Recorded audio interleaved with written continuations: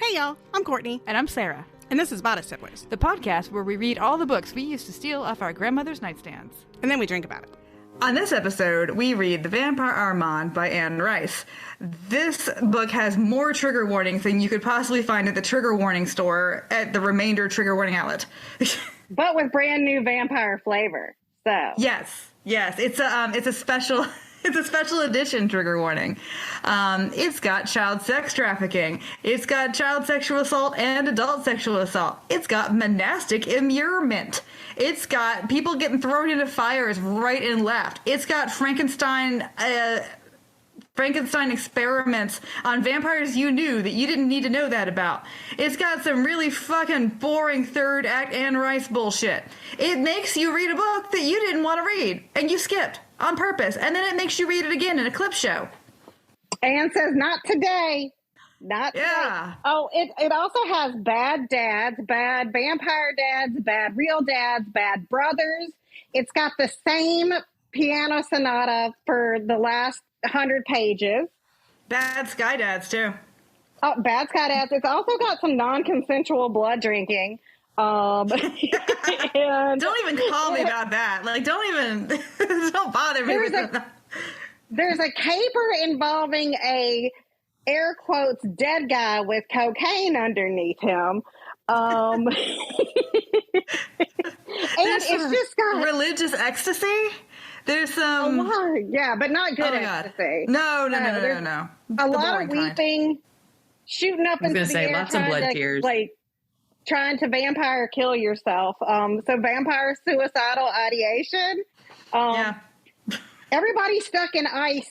So yeah, it's you know what? What is this now? Like our fifth year, fourth year? I don't even know. They all blend in. No. Fourth. But this is everybody, welcome to the happy fourth Anne Rice anniversary special of Halloween doing insane Vampire Chronicles shit. Yeah, so we skipped interview, and our very first one was Lestat, and then we went from there, and we did Queen of the Damned, and we did Tale of the Body Thief, and we refused to read Memnoch the Devil again. So we now we're doing Vampire Armand. The best and highest compliment I believe our podcast has received, I found on Goodreads. They were complaining, these people, about how terrible Tale of the Body Thief is. Agreed, yo. And this dude named Jacob said, I just said fuck it after 250 pages and listened to the rest on audio, and then listened to Bodice Tipplers. Book 1, 2, and 3, these ladies will get you through what they have so far in the books to where you can kind of cheat. If I have stopped one person from reading Tale of the Body Thief, I think that I have fulfilled my purpose on this planet. What a lofty purpose. You know what? You take it where you y'all. can get it. Hey, y'all. I guess we still had to introduce our special Anne Rice guest every year, because there might be people who this is their first one. Yes. So we have with us Dr. Claire Mischker, and she is the Writing Center Director and Professor of, what are you, Professor of Rhetoric and blah, blah, blah. I'm a lecturer of writing, and I direct the Graduate Writing Center, yes, at the University of Mississippi. Yeah, she is a Faulkner scholar. Yes. So she's ready to and talk all she about... thinks these books are boring. She's a Faulkner scholar, and she thinks these books are boring. Okay? Oh, bless Anne's heart. Lord, this one especially. Oh, yeah, that's the thing. They're never boring enough that I don't read them. Yeah. I'm so excited for this one. Yeah.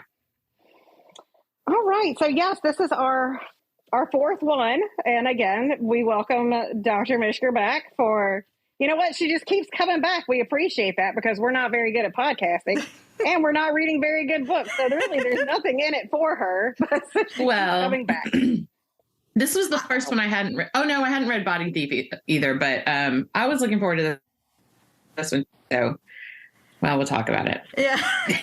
So I did read this when it came out. I had stopped reading them after Tale of the Body Thief, which I believe is the correct decision. But I remember this one came out, and I was like, oh, I want to find out about Armand. So I believe I bought this at a grocery store at the time. And I remember it just being kind of like anodyne, and I did not remember any of this business in it.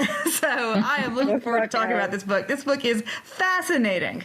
This book is fucking crazy. This book, I feel like before we jump into it, I feel like she knew from the jump, because this book came out obviously after Interview with a Vampire. The movie came out, and they made the decision, and you can feel about it however you want, in the movie to put the world's hottest man at the time in as Armand. Antonio Banderas. Mm-hmm. They make him instead of being nothing like Armand, though. Antonio Banderas. No, but he's so stupid hot. At the time, he and Brad Pitt were about to kiss, and it was the most homosexual thing I had seen at the time, because I really wasn't, looking for that, and also the hottest thing that any of us had ever seen. Yeah, and so I think that she knew. She was like, "Well, shit, everybody loves Armand," and then she was like, "Well, I'll write a book for him." And she's like, "But you're not gonna forget who the queen of this whole series is, and that's fucking Lestat." So she had to make Armand a bitch ass motherfucker to keep the Lestat game going, because she knew Lestat was ill served hotness wise. He acted his pants off in it, but Tom Cruise is not hot enough to be Lestat. He is not blonde hot. He's a great actor. He did a good job in that part with what he had, but he's not hot. And I think that she was like, I have to rectify this somehow. So that is my opinion when we move forward. I honestly think Antonio Banderas is ridiculous in that role, because he just weirdly miscast to me. And I mean, at this time, you had to understand, when I read this book, I had seen literally every Antonio Banderas movie there was, including Labyrinth of Passion. I had tracked shit down on VHS that you could not see in America. Okay, I was obsessed with Antonio Banderas in a way that is deeply unhealthy, even to today. And he does kiss a dude in Original Sin, by the way. He's gay in a couple movies, his earlier ones. But I just did not buy him as Armand, because I had read the book, and he's not at all Armand. He's shockingly miscast. No, he's Armand, not. It was also but at the same time, the hotness of the almost Brad Pitt him kiss overshadowed all of it. I was so sure, yeah, that was hot. That it didn't matter. I was like, there was so much miscasting happening, I thought, in that movie, that it didn't matter about Armand. Yeah, that I was just like, look at this man, But anyway. Oh, I was just going to say, the age thing for me was easy to cut off Antonio Banderas. So it's yes, he's beautiful, and he is. And he did sort of stumble over all of his lines in the movie and everything. but I was in my head, I was like, okay, that's just how they cast him. I'll divorce it. But the funny thing is, reading this, I still had him in my head. When I sat down to read this, I realized I still had Antonio Banderas in my head. Oh, really? As teenage Armand or Amadeo, right? And anyway, so I had to shake that real quick. But I was like, oh wait, that's not what I should be envisioning. And it is interesting going forward, just before we jump into it, how much that movie, especially if you are an older millennial or an ex-zennial, how much that movie was part of your popular culture, kind of it was part of everything. And so these books, it's really hard to describe. This was, it wasn't as whatever as a Twilight, but it was that kind of same fervor. And I know we talk about it every time we do this, but it's a good reminder for maybe people who are a little bit younger. First of all, fuck you for being younger, but also that these were such a huge part of our popular culture lexicon, we all knew these characters. This is the first movie. Yeah, this is the first movie that I remember being upset about casting about. Which, of course, now is a recreational sport, right? Right. It's but I was it's a competitive sport. Yeah, and they were like, oh, Brad Pitt's not a brunette, I was really upset about it. And so this book was interesting at the time when it came out, because Armand was still really mysterious. He was the one who, because now, by the end of it, Anne Rice is fucking, oh god, it's like Star Wars. You had to explain where Chewie got his crossbow, okay? So all these vampires have been a little overstudied, right? But Armand was still super mysterious, and I went back for this. I was like, I'm not reading another one of these motherfuckers. I'll read the Armand one. Did you read it, Courtney, at the time? Yes, I did read it. I feel like it fell out of my head completely though, because I was like, "What the fuck is that?" You know, like I remembered the monastery. Like I remember the immurement part. You know, I've always been like fascinated and horrified by the concept of immurement. You know, but so I remember that part. But that was all I remembered from it. I certainly didn't remember. Holy shit, you guys! This book has more children being sexually assaulted than any. This book would not fly today, okay? It's very strange how she writes things looking back on it. Because I feel like when I was 15 or like, this came out in 98, I believe, right? I was in college, so that seems right. I'm not sure. So I feel like it's just, I probably would have eaten that up when I was, you know, at the time that I was reading that. But like now I'm like, what the hell? You know, because again, I think all of us had this idea of what Armand is like a grown-ass man in our head, and he is not. So. Okay, no, it is actually 2000. Oh, okay. Well, yeah, so which makes sense. I was in college, yeah. I mean, I was in college in 98, but like I was older in college in 2000. Yeah. Huh, all right. So let's jump into this book. So this book kind of starts immediately after Memnoch the Devil, which we tried to skip, but Anne was like, no, you will not. And so we're in this convent, wherever, like, Lestat has basically, like, because he's still in this, doesn't matter. He is literally a statue, a fucking ass statue for the whole book except for the last page. But he is still the center, you know, the central point of our story. So they're all hanging out in this convent where he has, post hanging out with the devil and having conversations, brought, like, I'm guessing the Shroud of Turin, essentially. Yeah, but it's like the Veronica's. Yeah. Veronica's veil. And he is, for whatever reason, he is now like in a deep sleep. He is in like the Queen of the Damned like mode. He is in hyper sleep mode, just laying on the floor. I don't know. They couldn't even put him in a fucking bed, or coffin, whatever. So he, like, Armand is there and he's hanging out with David Talbot, who got turned in the last book that we didn't read. Or do you get the one before that? Thief? Yeah, Attila the Body Thief. Yeah, he got turned. He got turned into Body Thief at the right. He got He got non-consensually turned into a vampire, but then was cool with it. I mean, what are you gonna do? It's not like well, Lestat did like cut his fingernails first, which I do appreciate. Like, you know, that's the that's the guy you want. There's no take backs. You know, you can't be like, whoops.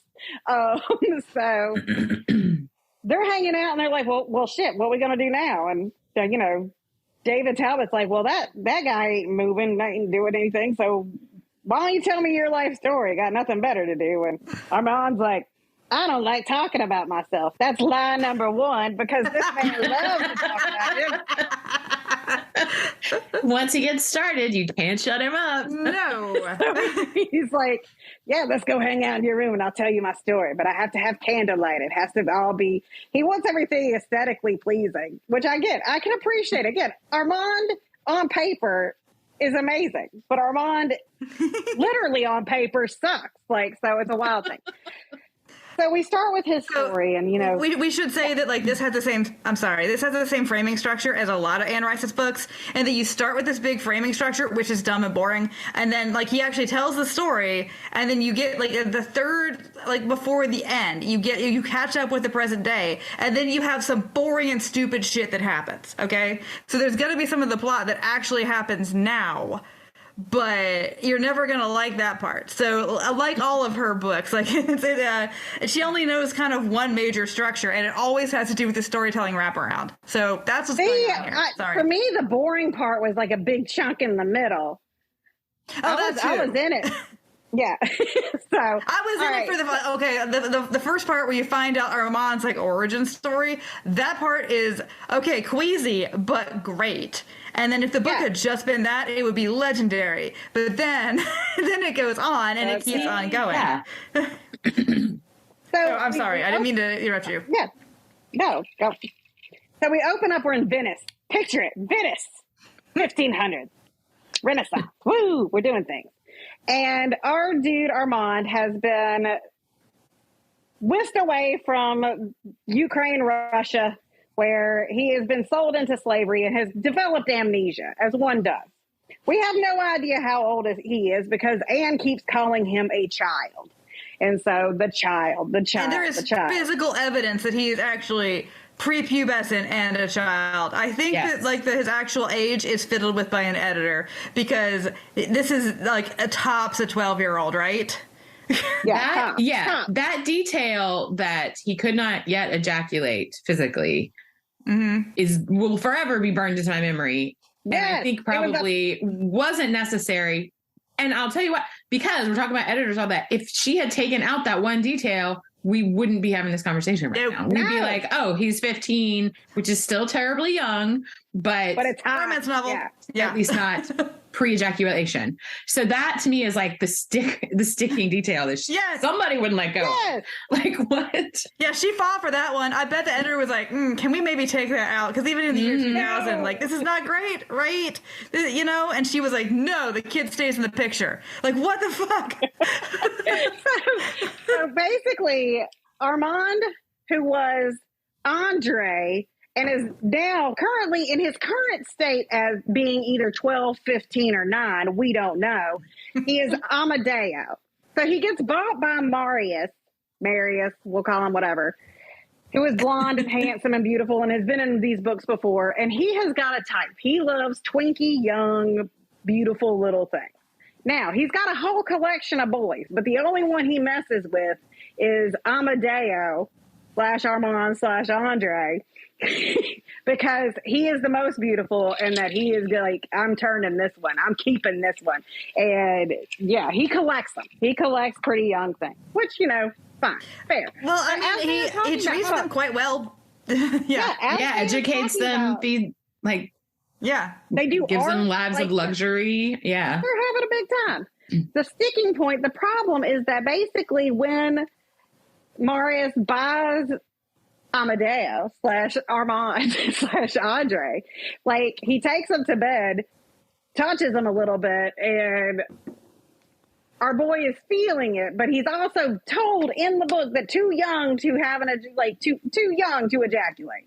So I was like, whoa, this is horrifying. I warned you, and you were like, nah, it's fine. And then you got there.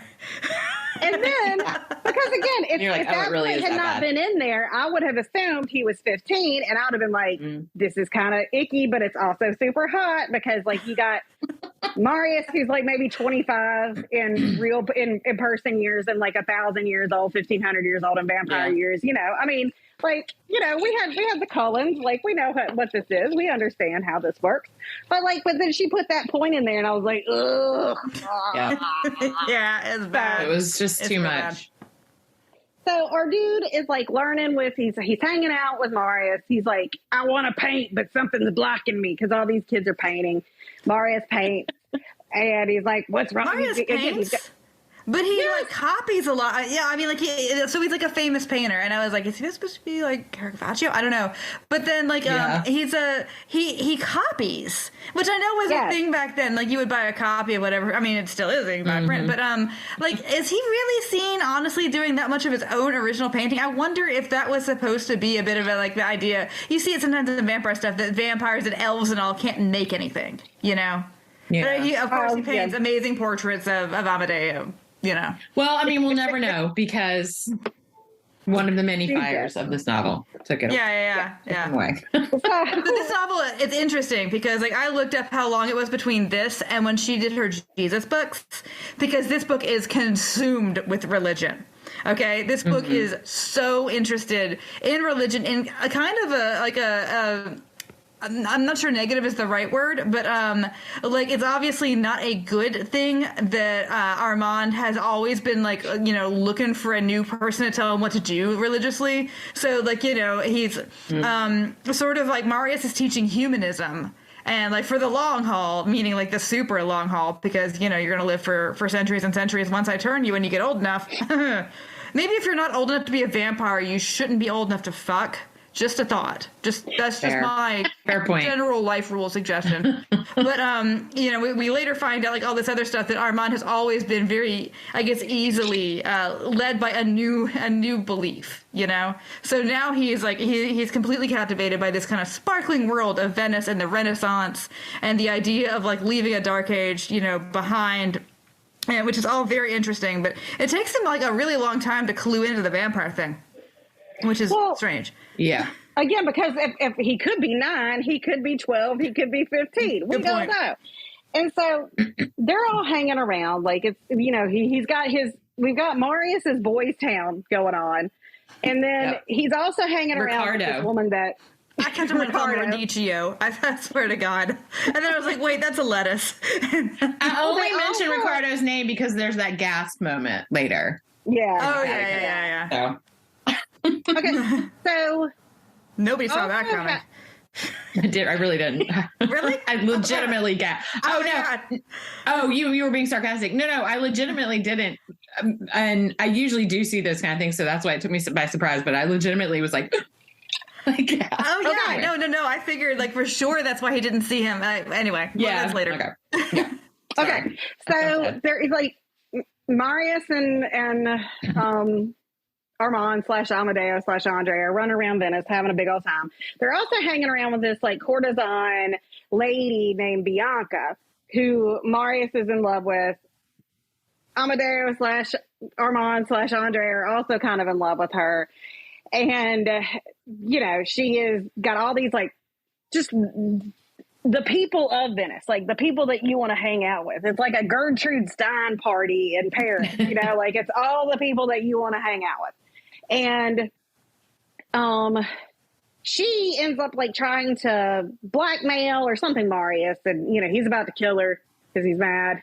And Amadeo's like, wait, no, don't do it. He's like, we love her, she's pretty. Armand is like, if you're pretty, that's all he cares about. If you are pretty, if you have a pretty thing to show him, he will follow it.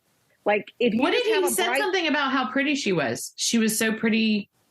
But she couldn't be smart. Have to think. Yeah, she didn't have to think or something like that. It was weird. I was like, thanks, Amadeo. It's like we now know what would happen if Daisy Buchanan became a vampire. Like that is who Armand is like she's just like she would. Oh, just a beautiful fool. He'd be crying over those sweaters. Like just anyway. So they end up finding out about these people that have been trying to blackmail Bianca, and they're going to go TCOB. And this is when Armand has the Lost Boys moment.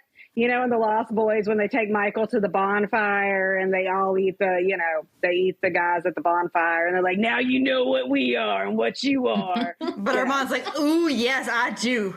Come here, Daddy. Weird. And this part was like it was very well written. The murder of these like 5 Venetian drunk fools. It was that. It felt like Chaucer, man. It felt very actually like Yes, it was like very like Mask of the Red Death. Yeah.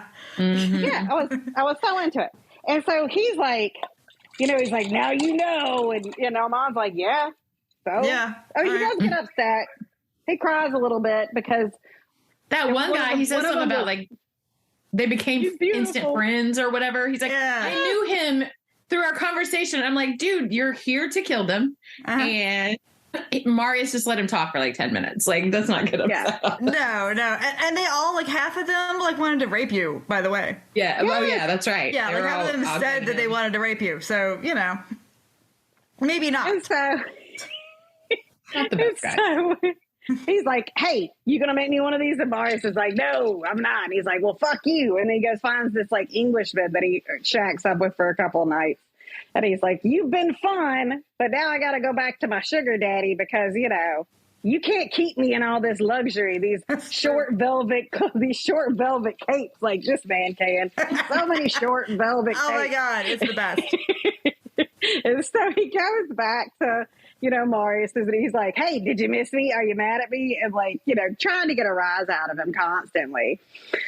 And Marius is like, oh, you youngling, you do what you will, blah, blah, blah, blah. Anyway, we cut to a few days later, And this Englishman is so ensorcelled with the handsomeness, the beauty of Armand. He's like, before that, there's a whole bit, a whole bunch of nasty. We got to go to Roos. Yeah, and Roos. Yeah. Well, and before that too, like, no, he's already a vampire when they go to Roos. Oh, you're right. I'm sorry. Yeah, but when he goes to the brothels. Like, Marius actually sends him out for extra sex training. Yeah, so he sends him to, like, a boy brothel and to a girl brothel. So it's very, very 21st century. It's very modern. Yeah. Yeah, but he wants to, well, I mean, because he doesn't tell Armand anything. He treats Armand kind of like a kid. Well, I mean, I guess I can't figure out why. He could be 9. He could be 9. He could be 15. We don't know. At this point, Armand is old enough to, I guess, be legitimately a customer of these places. Because, like, he fucks his way through Venice, and he on purpose. Like, this is his assignment. This is his homework for Marius. He has like a summer project that he's supposed to bring, and so he's independent studying fucking. And so, like, you know, he's got Bianca and her girls, and he's got, like, you know, and so he, like, has this huge, like, in all these scenes of it. So he's obviously considerably older at this time, but this is part of his, I guess, like, Rumspringa before Marius is going to make him a vampire.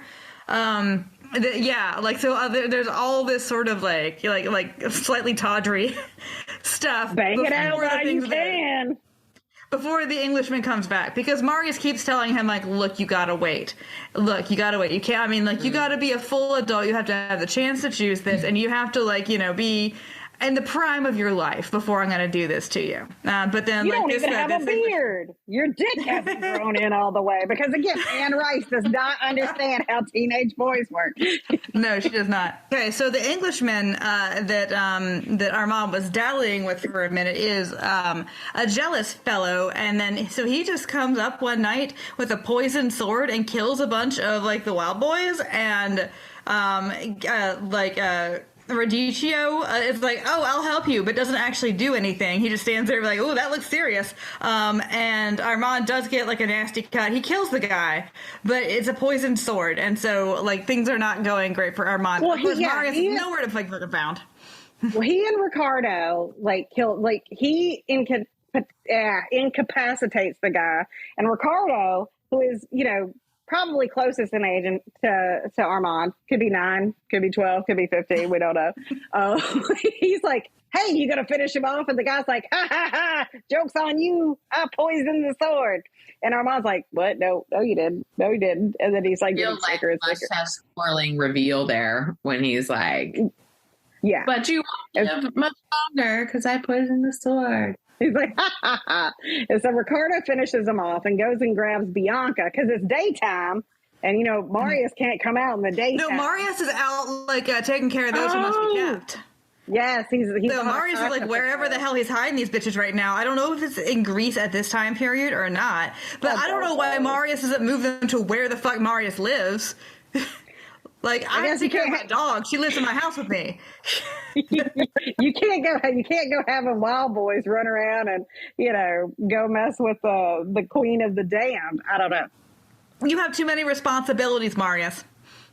He does. So our little dude gets sicker and sicker and sicker, you know, and then just in the nick of time, here comes Marius, who gives him the most long-winded, like, this kid is dying. He is dying. And they have to talk about it for 20 pages about what it means to be a vampire. You know what it means? It means not dying, motherfucker. So I would appreciate it if you would just go ahead and do this. Like, I'm 17. I like beautiful things, and I don't want to be dead yet. But it gives him plenty of time to have a fucking vision. Armand has more goddamn visions than your neighborhood dude who grows mushrooms in his basement. Armand will have a vision at the drop of a fucking hat. And by the way, they're not complicated. You don't need a goddamn dream dictionary to figure out Armand's vision. Armand is the most literal-minded little shit. Jesus Christ. So anyway, he sort of remembers that he's from Russia, or actually, he's from Ukraine. He's from Kyiv. And that he used to be an icon painter, and that, like, they were gonna wall him up in a cave, but the Tartars took him away before that could happen. Well, his dad was like a dangerous drunk. Well, no, his dad was a dangerous drunk, but also a real one, and said, "No, you're not walling my kid. One, look at my kid; he's beautiful. Two, he paints really good. I'm taking him to court, like, to go meet the king and possibly, you know, do better. And on their way to go meet the king, that's when he gets kidnapped. And he thinks his father is dead, and his dad was trying to, like, save him. And his dad, while being a drunk, was also, like, a very formidable huntsman. And like bear. He is strong like bear. Yeah. Yes. Strong like bear. And Armand is not strong like bear. Armand is, like, fragile, like gold leaf, you know. So yes, 17-year-old little fragile gold leaf twink. So conveniently, he's got some memory back. But anyway, so Marius turns him, and Marius is like, I didn't want to do it yet. But he does it anyway. And then, like, of course, because now he says, he's like, well, you'll never have a beard, and your dick will never get full size. And again, this is what I'm talking about. Does she think that dicks grow a ring like a tree? Do they get bigger every year? think that she got, well, like I did. You know, I got a lot of my sex ed from the art books. And so if you look at Greek statues, like the young men and then like the old men are, so maybe that's what I don't know. That's not where you should get your sex ed from. I highly recommend against that. But yeah, so like that doesn't make any sense either. That's one of many things that don't make any sense in this book. But so our Marius turns him, and he is actually the only good vamp dad that we've ever seen in Anne Rice's book. Because he's like, I want to make you last. You need to learn law. You need to learn property law. You need to learn to understand, like, estates, and you need to understand how to keep yourself alive through the centuries. I have made you to last, and I will be so embarrassed if you get staked, like, in 30 years, motherfucker. No baby janks here. You're going to live forever. And that's nice to see, right? Because, like, a stats guy just threw himself into a fire that night. You know? So it's nice to see a good vamp dad. Wait, my favorite but part eventually... Wait, hold on. When Armand turns, best part, first of all, we talk about a painting for 150 pages, it seems like. But then the best part is when Armand looks at himself with his vampire eyes, with his special vampire eyes. He realizes now how beautiful he has actually been all along, and it makes him a better person. He's like, well, if I knew I was this beautiful and that people were this ensorcelled, I would have been more patient with them. But now, and now looking with my vampire eyes, I can see that I am the most fucking beautiful person on the planet. And really, I should be much more forgiving of these people for all being befuddled and wanting to rape me and being stupid all the time. Like, that was outstanding. It's amazing. Like, he made that shit so much about himself. He's like, I'm just so beautiful. I am the most beautiful. If there's one thing Anne Rice understands, it is a megalomaniac. Yes, absolutely. A narcissist, Anne Rice completely gets it. I also love that in any book that she writes where somebody gets made into a vampire, she does not want you to forget how hard you shit yourself. Like, she's never going to go, like, lied over, like, she's not going to gloss. She's not going to, like, skip. You're going to find out how hard you fucking shit yourself. They had to throw this one in the fucking sea because he shit himself so hard. Like, he was just shitting himself constantly. And they're like, well, damn, you smell so bad. Here, we're just throwing you in the ocean. And he's like, hey, look at me. I can walk around like a statue. Woo, woo. And I'm clean. He loves being a vampire. It's great. Like, it is actually kind of joyful. He's having the best time. He's having the, like, yes, he is having, I will say, and this is where I was like, oh, yay. Because all of these motherfuckers, when they get turned into a vampire, nobody has a goddamn good time. And I would have the best time, at least for like the first 50 years, until I was like, well, shit. Like, I'd be like, let's fuck, fight, blah, blah, blah, you know? I'd be doing all of it. It'd be all on me. It's like when people ask you, like, who's your favorite superhero? Like, come on, Batman? Batman is ridiculously sad. Batman just, like, beats up poor people. Nah, you want to be like Iron Man. You want to enjoy this shit, right? Yes, exactly. And no, not, yeah. And that's how it was. I was like, yes, Armand is doing it. He's having a good time. He is But Armand's still wrestling. But he's wrestling with religion still, because this is what Armand does. This is why Armand's purpose in these books is to wrestle with religion, evidently. Yeah. So, like, Marius has taken him to, like, oh God, was it Tintoretto or was Giotto? I forget which Renaissance master was also, like, a monk. And he was like, look, this is what it can be. It doesn't have to be a fucking hole in the ground, Armand, where they just brick you in. Like, how about that? Yeah, they go to Florence for a little bit. They talk about the bonfire, the vanities, and all that stuff. Our dude is like, you know what I got to do? I got to rediscover my roots. I got to go back home. I got to go look at the monastery of the caves, which was cool to like incorporate. I liked her, incorporating that. That was cool. So they take their big journey. It takes them a few days to get to, get back home. And he's like, I want to know how the fuck they found it though. Like, so they fly, okay, and like you can't just fly. It's not like transcontinental, all right. Like it's like in an Indiana Jones airplane. You have to like stop. How the fuck do you find your way from Florence to Kyiv? Like, there's not. I think like, he probably have does aerial maps. I think about this, but they can like hone in on familiar voices and things like that. So I think they're like, how much do you talk to yourself about Columbia, South Carolina? I mean, I could get us back if I heard like somebody talking. If I heard people talking about like the little cricket or whatever, like if somebody if I heard somebody say Gervais, I'd be like, oh yeah, that's in Columbia. We know where we are. Yeah, but exactly. I mean, normally people are all like, Edgar, you got to go to bed. They're not like, Edgar, you have to go to bed in your house in South Carolina, which is in the United States, which is in North America. I mean, I like that this is like your practical consideration, land. This is not any of the other fucking insane things that we have not even touched on yet. It was vampire magic, and here we are. Because, I mean, I guess there is, like, a day's journey. There's inns and stuff. But, I mean, like, I've actually, like, so the history of Kyiv at this time is really interesting. And I went on a huge deep dive. Did anybody else, like, spend some time on Wikipedia? Like, I did. I was looking at the monastery of caves, and, like, I thought that was really cool. Which is not like that. I mean, like, I don't know that there's any such thing as, like... I could not find a proven case of like monastic immurement like that. Like, there's a lot of stories about it, but I couldn't find one that was actually. I mean, there's certainly like hermits. Has a flair for the dramatic. Like, that place definitely had like the caved cells and stuff that people were in, like in the early versions. Yeah, they didn't have people being bricked in and like up to dirt in their necks. And I can't find any place that did. Like, they would have hermitages, like you would be a hermit in like a church, and like so they would pass you, and you would be able to see through your little window like mass. And it was a problem if they burned the church down for a lot of hermits, turns out.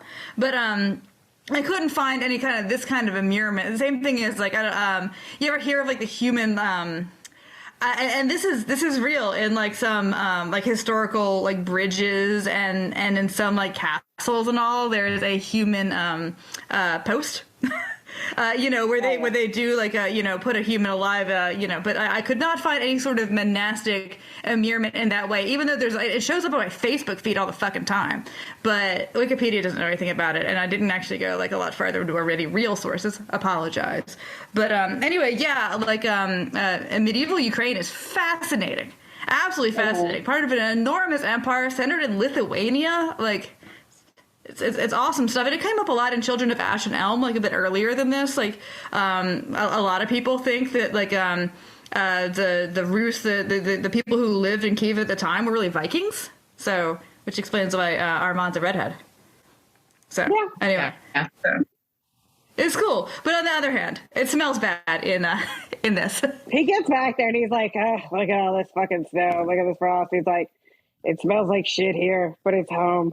And he goes and he sees his family again, and it's very moving. Like, he gives them all the things that he has on him, which is like, not a lot by his standards, but for these poor, like, goat farming son of a bitches, it is, like, he's like, here's all my rings, here's the money. And then he's like, where's my father? And they talk about how his father's a drunk and that he's so upset that his son is dead. And he's like, well, I'm going to go find him. And he goes and finds his dad, and they have a talk. And he's like, hey, I'm okay.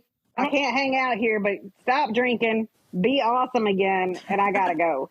And so, as he's leaving, his mom stops him, and she gives him a special decorated egg, and it's very sweet. It's very nice. No, it's a nice good. Little, like, yeah.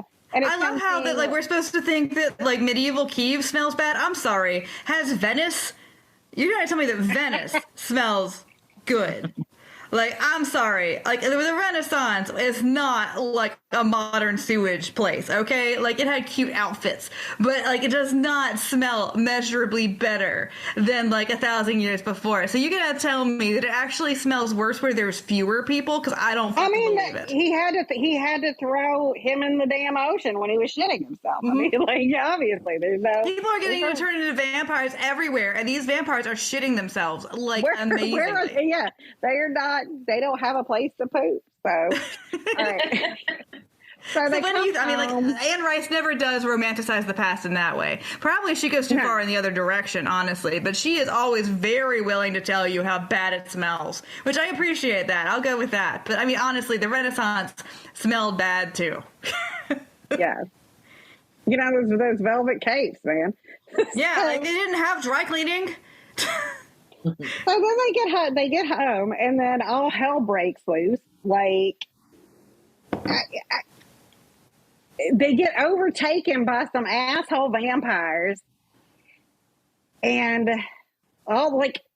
there's a fire number one, or no, I don't know what fire we're on. Fire number one, which makes you think that, or makes Armand think that Marius has been burned alive or burned.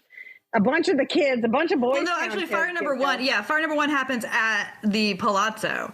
So, like, Marius has run, Bianca has run, and so Armand and all the little like free range boys have been captured, and then they build a bunch. Yeah. So the bonfire, I guess, is fire number 2.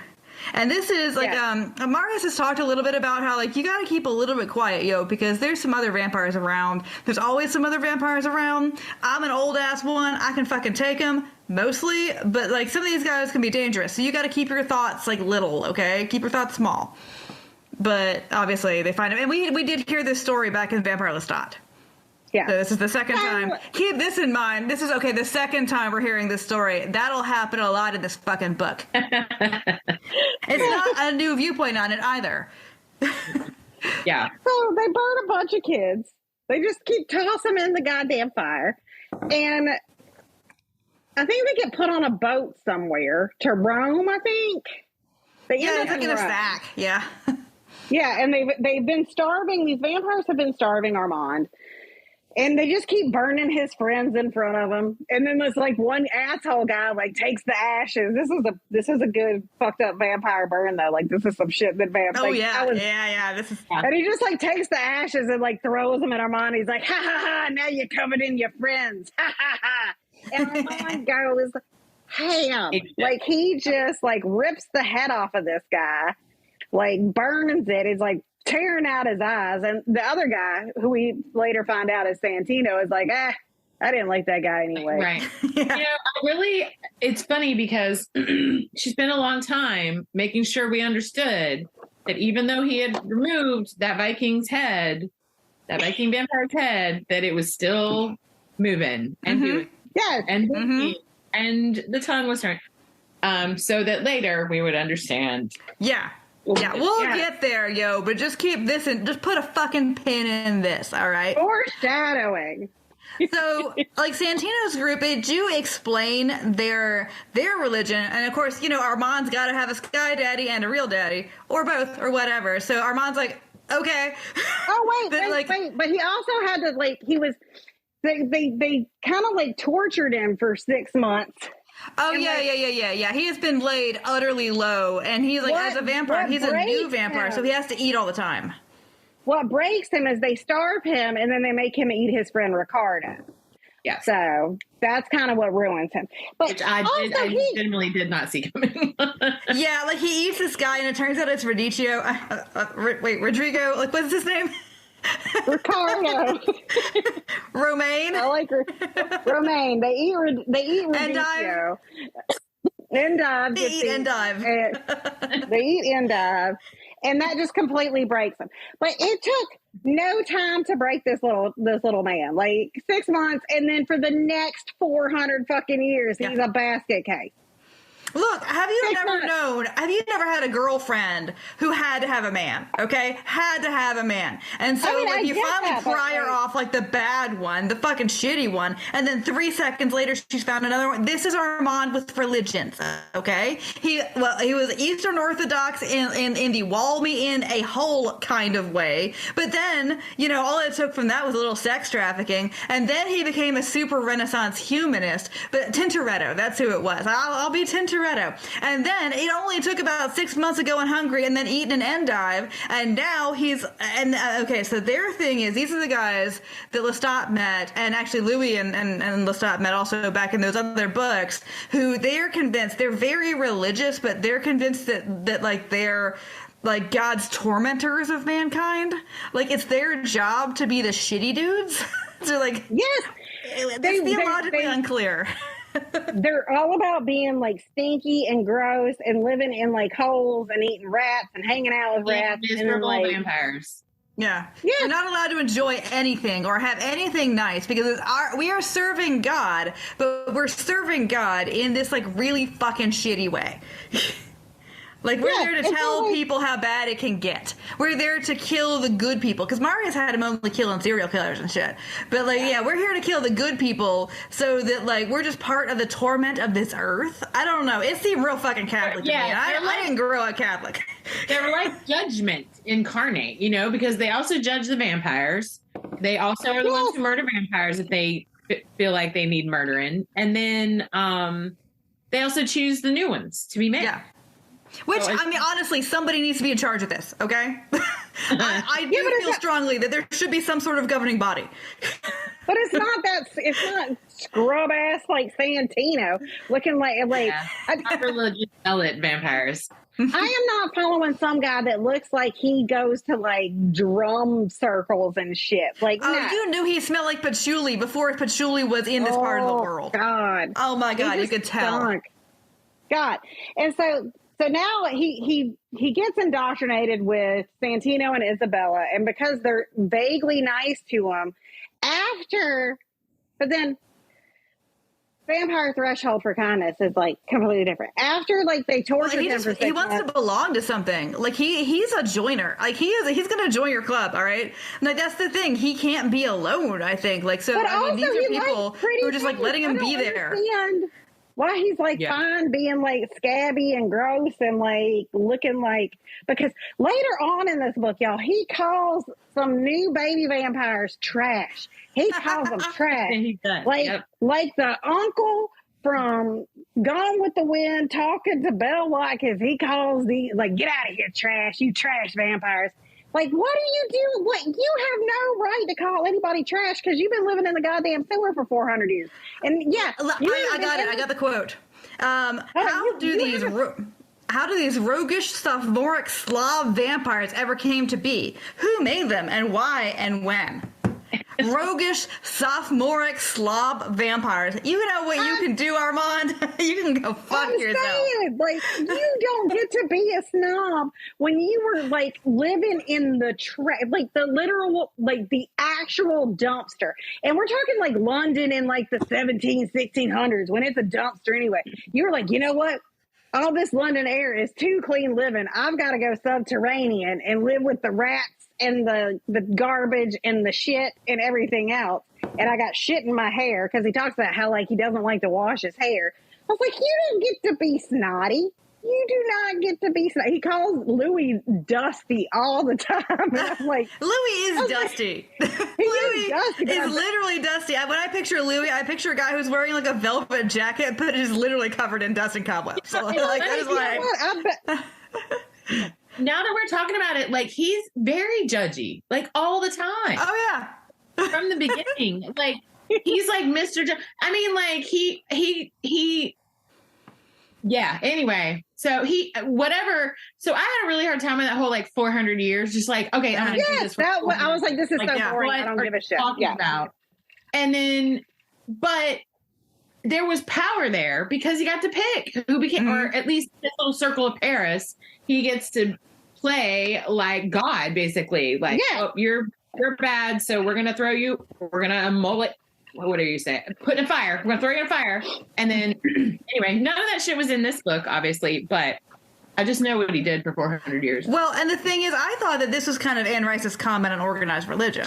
Is that like what Armand does is he just goes through a variety of different phases of organized religion, and which is I would love to see. I bet somebody's done some good academic work on her Christian turn and how it comes out in her work and stuff. But I mean, this seems to me this book is very critical of organized religion.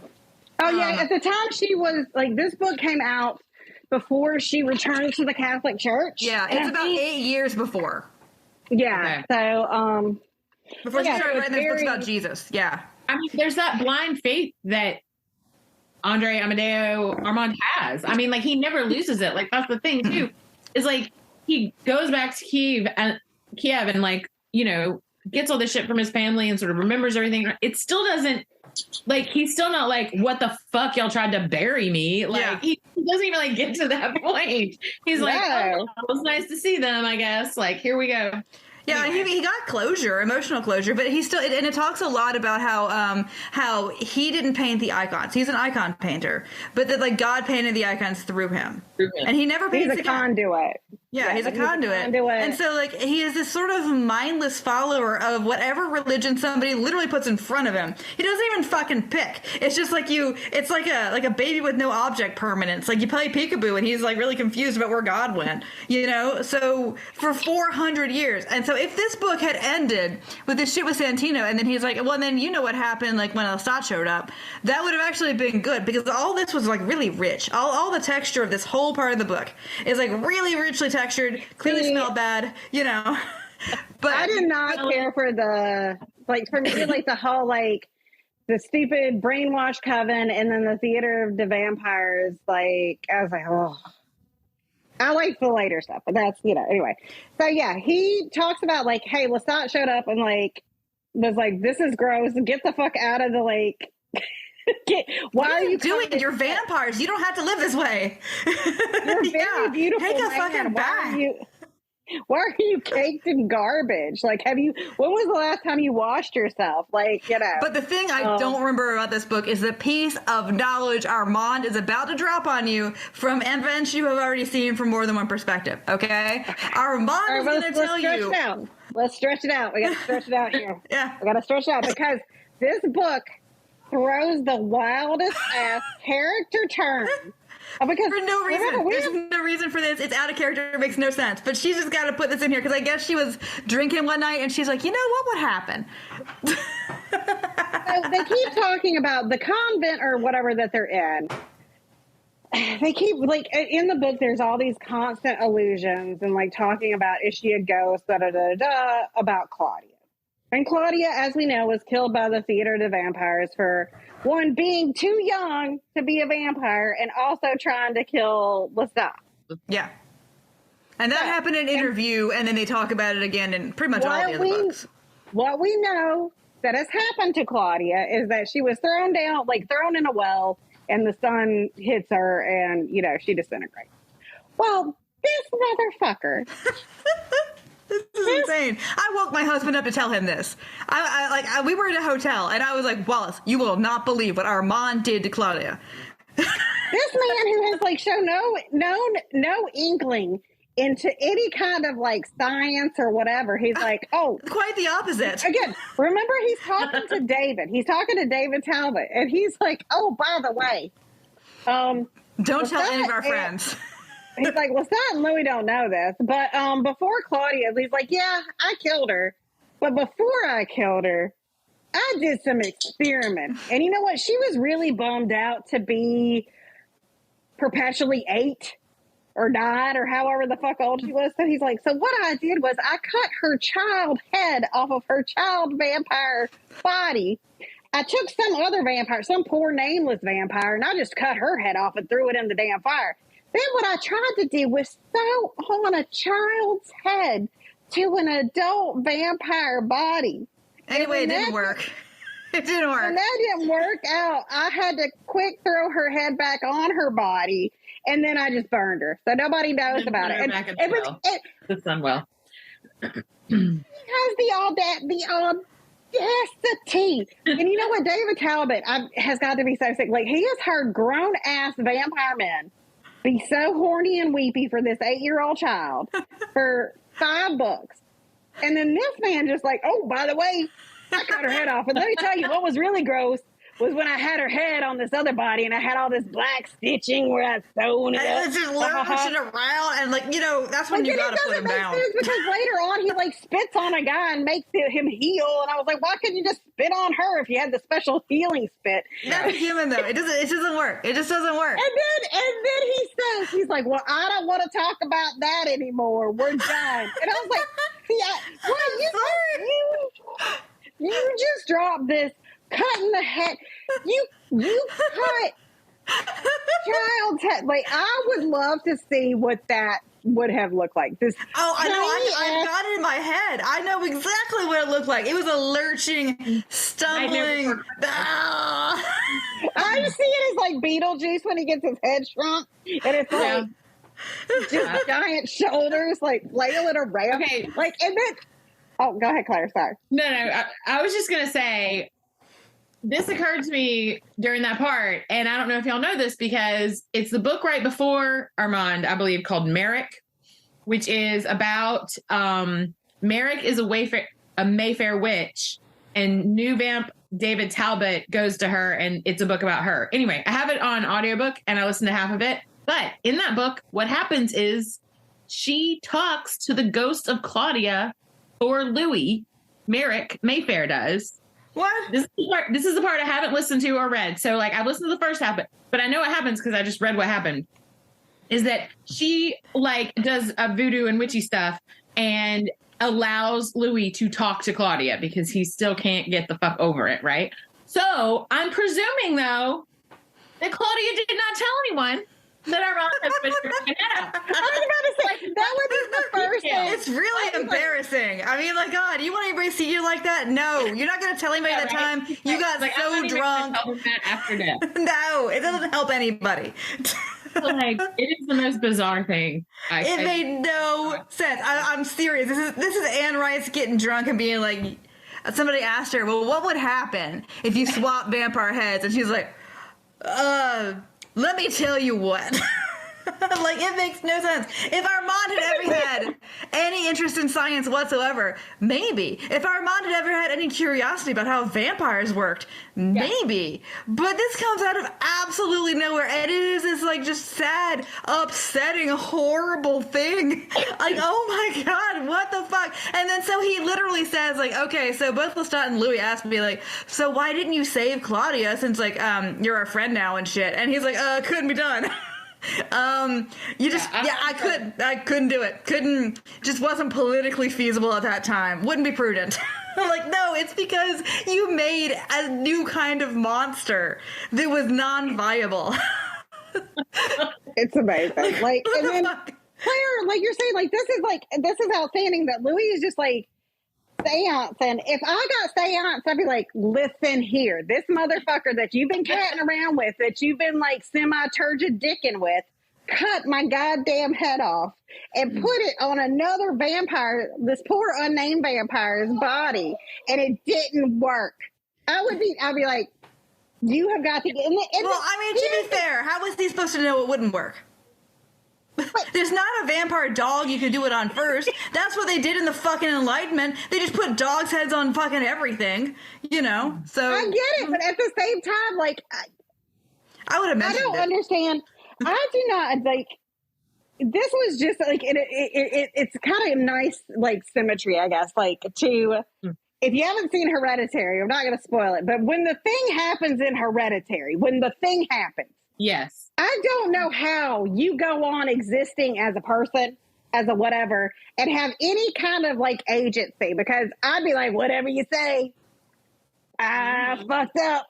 And I don't like Armand to have the audacity to be put out by anything after he cut the head off of this beloved girl to these two men that he is so horny for, that when he has the audacity to get mad when they say stuff. I'm like, are you serious right now? He's like, why? And he changes religion for them again, by the way. He changes his 400-year religious beliefs just because these dudes come in and say, like, what? take a bath. You don't gotta do this. What it really shows is that if anyone attractive tells Armand to do a thing, he will do it. And you like, know what really, they actually did? After this, they went into the theater business. They all became like musical nerds. Like that's what happened when Lestat showed up at the Vampire Cult of Paris. Is that they went in to Broadway? That's what. Maybe that's why he's cutting heads off.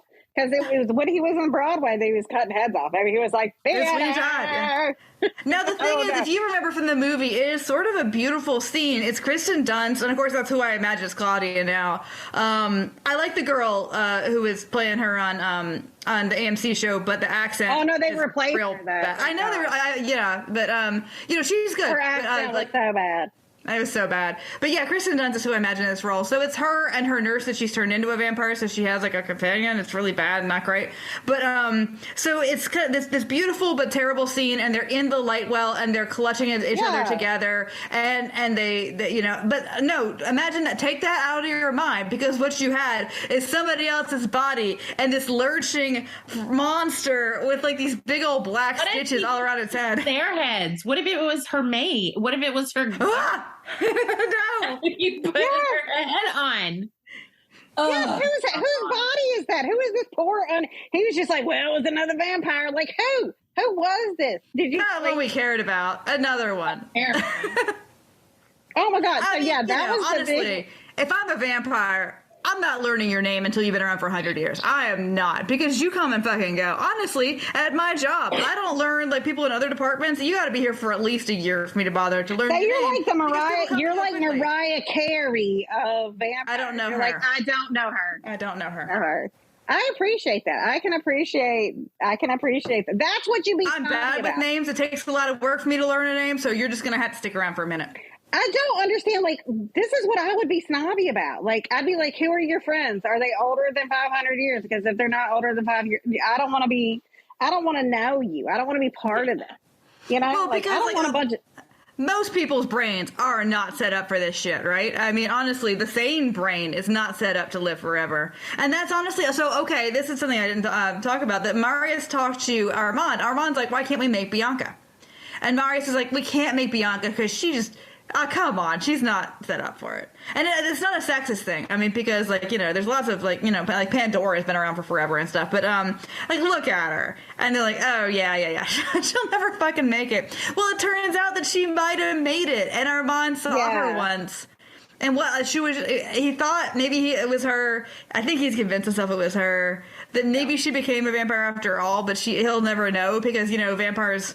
are just, light well, he doesn't want to ask Marius. Like, he doesn't want, like, this is the other thing is, like, they will not communicate essential fucking information. No. Also, why didn't Marius go see Armand in 400 fucking years? I'm sorry. I'm stuck on the 400 years. Like yes! Armand thought he was dead. Thought Zaddy was dead. Thought Zaddy was dead. And didn't know what to do. And so took up with the zealots underground. And then where was Marius to be like, I assumed that Marius replaced him. I assumed that Marius had got another one. Well, okay, I'm not sure. It's been a while since we read Vampire Lestat. Marius might have said that he had to go underground for a while, that he got badly hurt. But still, 400 fucking years. Somebody's keeping those who must be kept. Yeah. I did read... Right. I got obsessed with some of the stuff that like comes up later. And one of the things that I read was that Marius has like, honestly, like the reverse problem of the other vampires. Cause the other vampires never want to make another vampire, right? Like they never want to make vampires.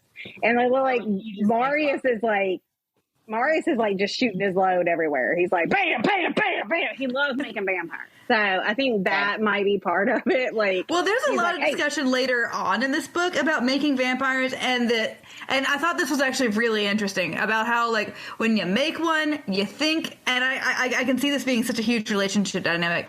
You think that you're making yourself a partner for the centuries, but they always end up hating you. Yeah. So, like, he ended up making, Armand makes the interviewer, Daniel, the guy who's interviewing the vampire originally. Yes, and of course, Daniel ended up hating his guts and moving out. Yeah. Well, that's what they kind of said is like once you like that essentially like the vampires that when vampires make their companions, they essentially become incompatible in a way, like because there's always they this stop being like able to hear each other's thoughts, which is funny because like that's a crutch, right? The rest of us have to have relationships where you can't read your partner's mind. So all you have to do is fucking talk. So like, okay, so yeah, this book is crazy. So we find out about the head switcheroo. Whoop, whoop, you know, 2 heads in a duffel bag in a well, like craziness. But the rest of this is a clip show. It's a fucking clip show. It's from like you know what happens once Armand joins the Paris cult because you've read these other books. So he has to tell it because he has to kind of explain all these other people. So like Anne Rice, you don't actually have to do that. But so there's a whole third of this book that is telling you shit you already read about, including the book we chose not to fucking read. We now know the plot of Memnoch the Devil is that Lestat starts hanging out with some human nun named Dora. And I think I did read Memnoch the Devil because Armand makes allusions to it because he's like, I hated that bitch. But Lestat was all about drinking that pussy blood or whatever. Like, I remember talking about the pussy. Yes. Yeah, I remember that. But so I have a question because I didn't check it. It's not the same person from Body Thief that took care of Lestat when he almost died, is it? See, I didn't think about that. Is that her? I don't think so. Did she join that? I don't know. I didn't look it up. I don't remember what happened to her, and I don't remember her name, and I didn't check. So anyway, but in my head, I sort of made that connection. To me, that was interesting.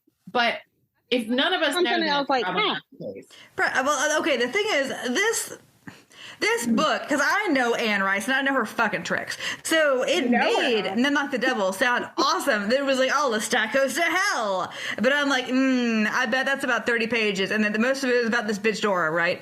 Like, it's gotta be. It's gotta be this boring fucking woman. And the Talamasca. So we found out in that book, he starts, like, a devil's like, hey man, why don't you come be my helper? And he's like, why not? Even though everybody said, hey, you know what? That's probably a terrible idea. Oh, no, that's very Lestat. That's Lestat right there. Like, don't trust this body thief. And he's like, what can happen? He didn't learn anything from that. He learned nothing from the tale of the body thief. Nothing at all. Even though he had to take a human shit, and it was very distressing for him. And he accidentally raped a woman. Remember that? He was like, accidentally. Oh, well, no, he did. Remember, he was like, I don't know how penises work. You know. Oh, we forgot to talk about the weird 3-way with Bianca, Armand. Oh, well, it came after Armand raped Bianca, and Bianca was like, just like decided to go with it. I guess so she didn't fucking die. Like, fuck you. Oh my fucking god. Bianca like gets into this book. Speak about this, and that was like it. I was like, okay. Like, what, what the fuck? Wait, oh, Jesus fuck. So you had to remember that, like, these are people who would be completely fine with raping this woman, but then, like, she really wanted a threesome with him, but then Marius kept his clothes on the whole time. And I'm going to talk about this when we get farther on in these questions, because I have notes about vampire sexuality. They have not truly been explored in these books, believe it or not. This one gets the closest, but okay. So then... All right, so he's dropped the bomb, and then he talks about, well, like, how can you, like, here's the thing that doesn't jive. As a Catholic, how do you hang out and become lovers? She loves the word lovers so much. She's like that hot tub SNL skit. How do you become lovers with Louis after, and just compartmentalize that you ripped off the head of his like soulmate whatever and put her on a body? It was for her own good, Courtney. Now I'm gonna tell you what, because if he was a real Catholic, he'd have been confessing that shit all over the place. He is the king of compartmentalization, even more than like Lestat. Yeah, this is a man who forgot he was Orthodox. Catholics don't compartmentalize. That is some Protestant bullshit where y'all just bury it down.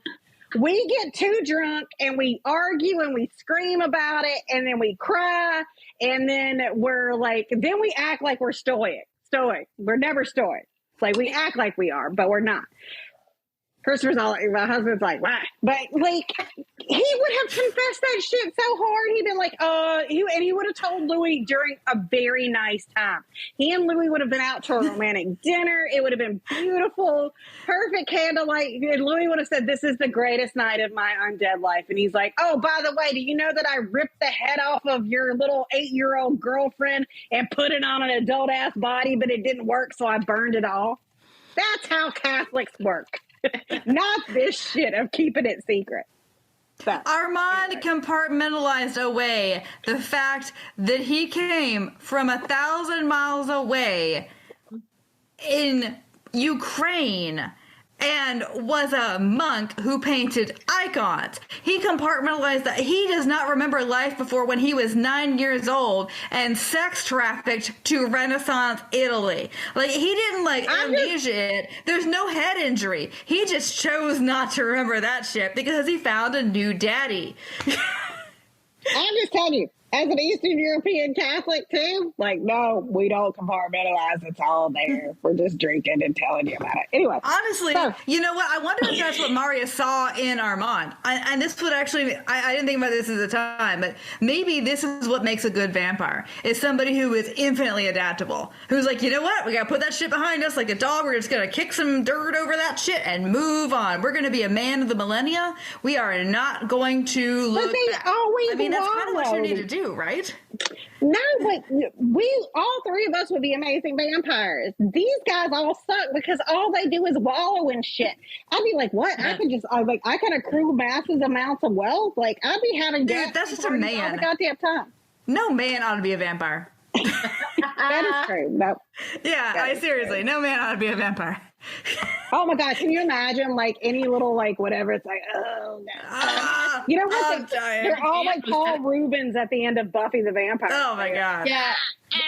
I think if Tasha was headed that way, if Lestat hadn't had to stop, if they hadn't had to stop her, she was definitely going to get rid of all the human men. Oh yeah, yeah.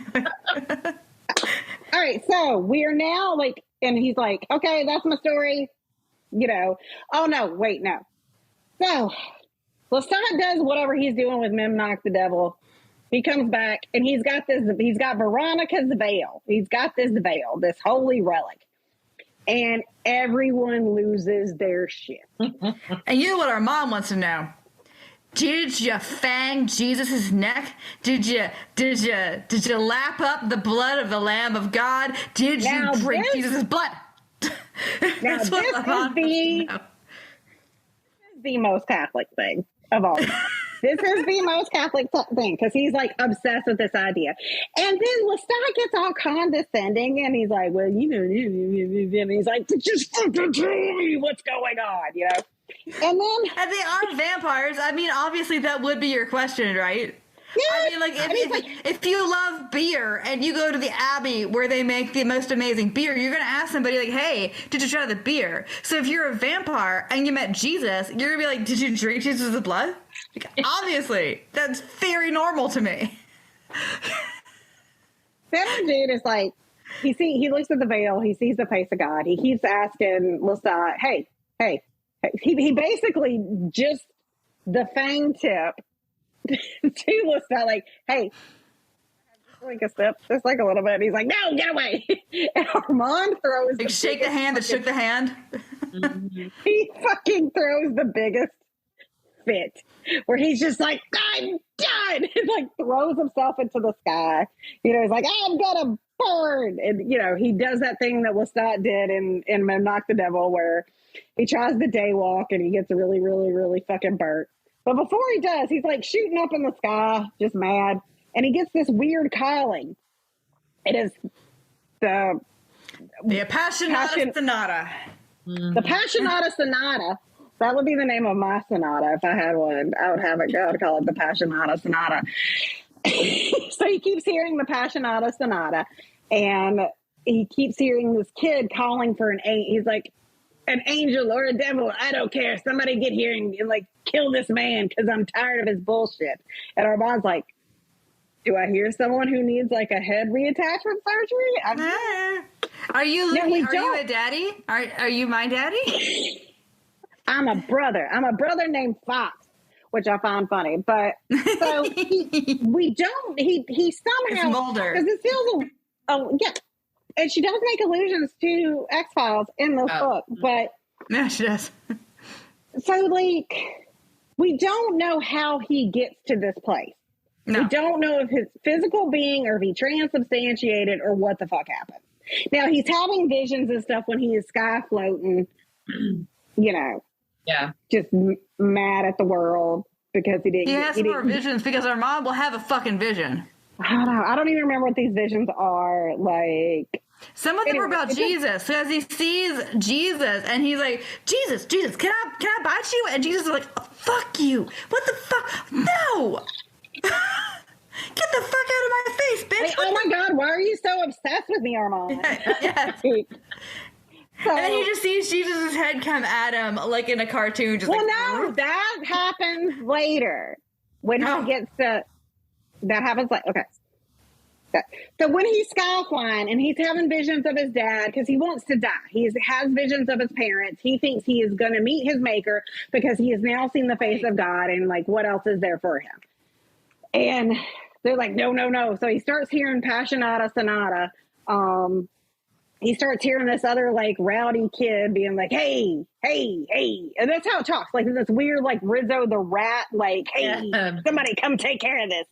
And so he ends up like either transubstantiating or like manifesting into this like luxurious Dakota style apartment where this girl is playing Appassionata Sonata and her brother's like, stop playing this.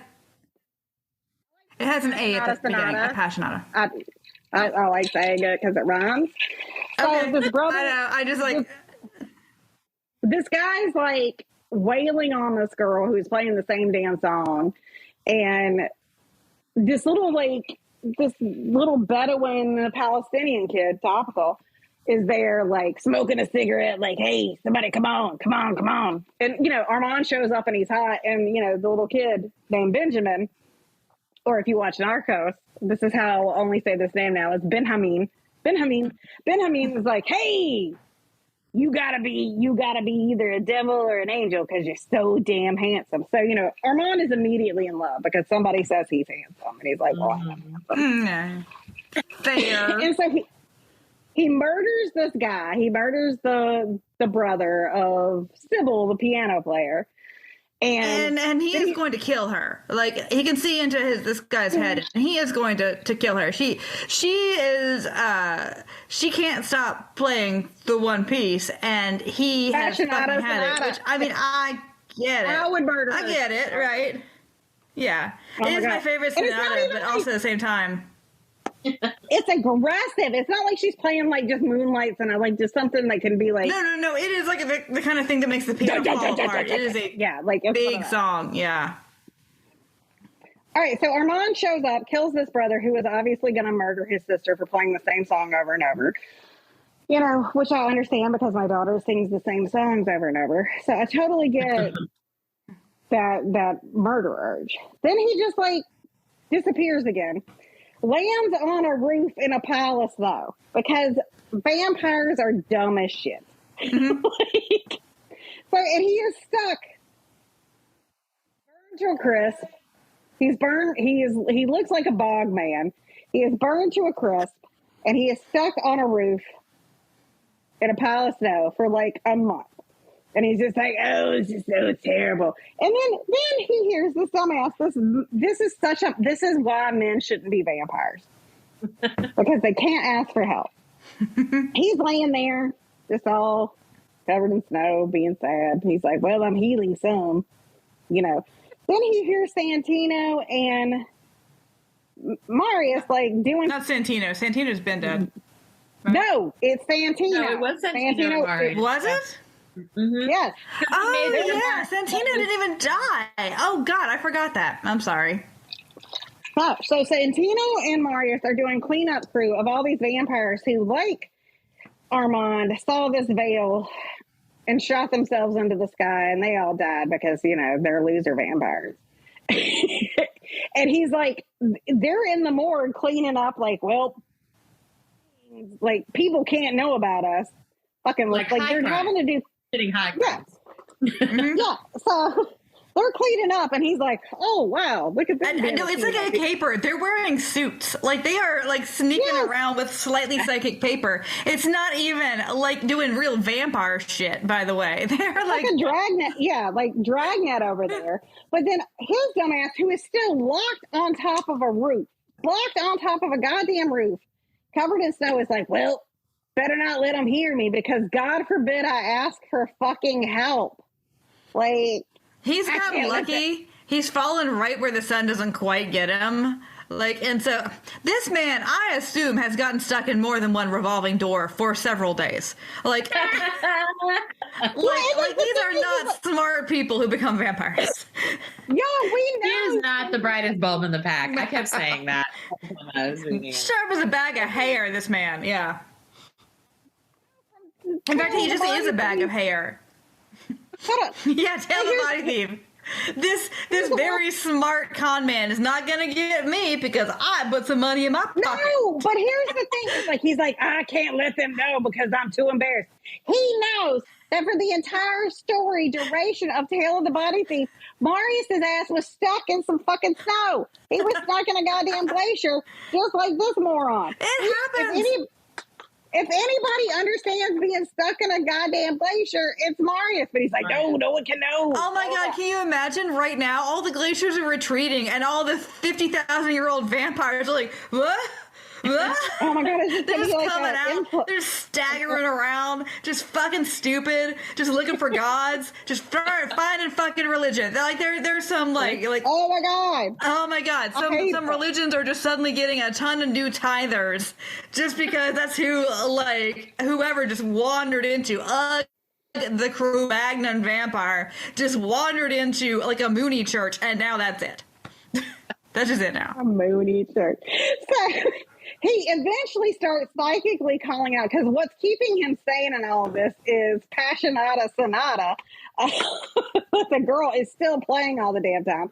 And Ben Hameen is like, hey, bitch, where did you go? We got a body. Body? What do we do with the body?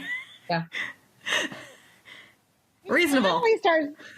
He finally like psychically reaches out to them and he's like, hey, can you guys come get me? I'm stuck on this roof. And they're like, we're on it. Do-do-do. And they bring like a blanket to cover him. And he's like, I'm so ugly. Don't look at me. He's like putting a spell on himself so they see him as beautiful. And it's exhausting. And it's exhausting for us as the readers. I was going to say, well. Yes. No, what were you going to say, Claire? Yeah, I just said for us as well. Yeah, and he spends so much time talking about how he keeps up that glamour. And then he, for a minute, he's like, I seem to have this power, where I can. Anyway, so shut up, Armand. Just shut the fuck up.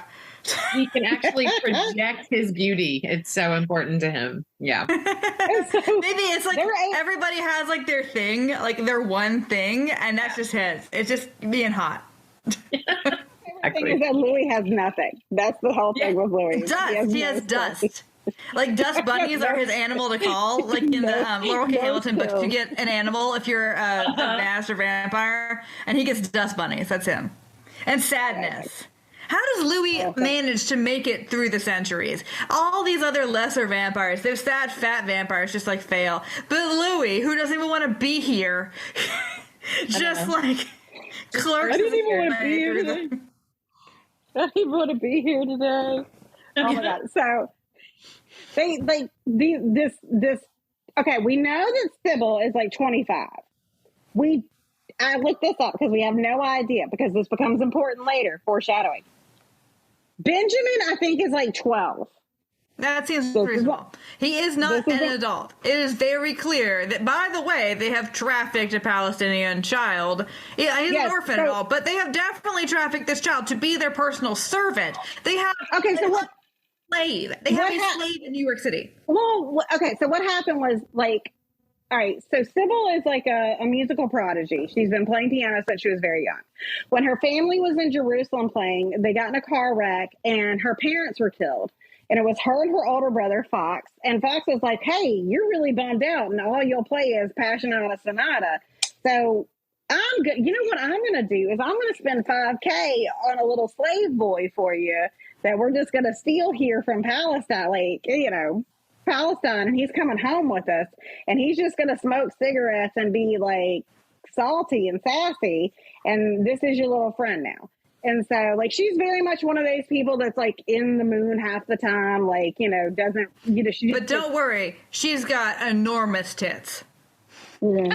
Yeah, don't worry. Her body is very voluptuous. It talks about her tits, but which is funny because Armand is not really a tit man, all right? Normally speaking, Armand is an these tits man. I like these ones. These are good. So he's like, cover me up. I'm so ugly. And they're like, fine. They cover him up, and he's like, I need blood. I need blood. So our kid Benjamin comes up with the most insane, amazing plot. He's like, it needs to be someone really evil. I was like, when did you start doing this, Armand? We're back on evil now, but okay. Yeah. We're back on that. And I mean, it's showing his willpower because he's not eating these two, and Benjamin, who again is 12, is like, I got it. So when they pick Armand up, he is basically, as Benjamin says, he's like, wow, you sure are ugly right now. You were hot before, but now you look like a bog person, one of those people they find. He's like, you got no eyelids, you just got eyeballs, no lips, and he's like, now you're crying. It's just like blood tears. Let's do better. I was like, I appreciate you. I was like, I appreciate you, Benjamin. Like, I appreciate it. Everybody else calls Armand a Renaissance angel, but you, Benjamin, like, you look like a fucking bog body. You need to get your shit together. He keeps calling him a Dybbuk. He's like, get out of here. That was literally my favorite part of the whole book. Was Dybbuk.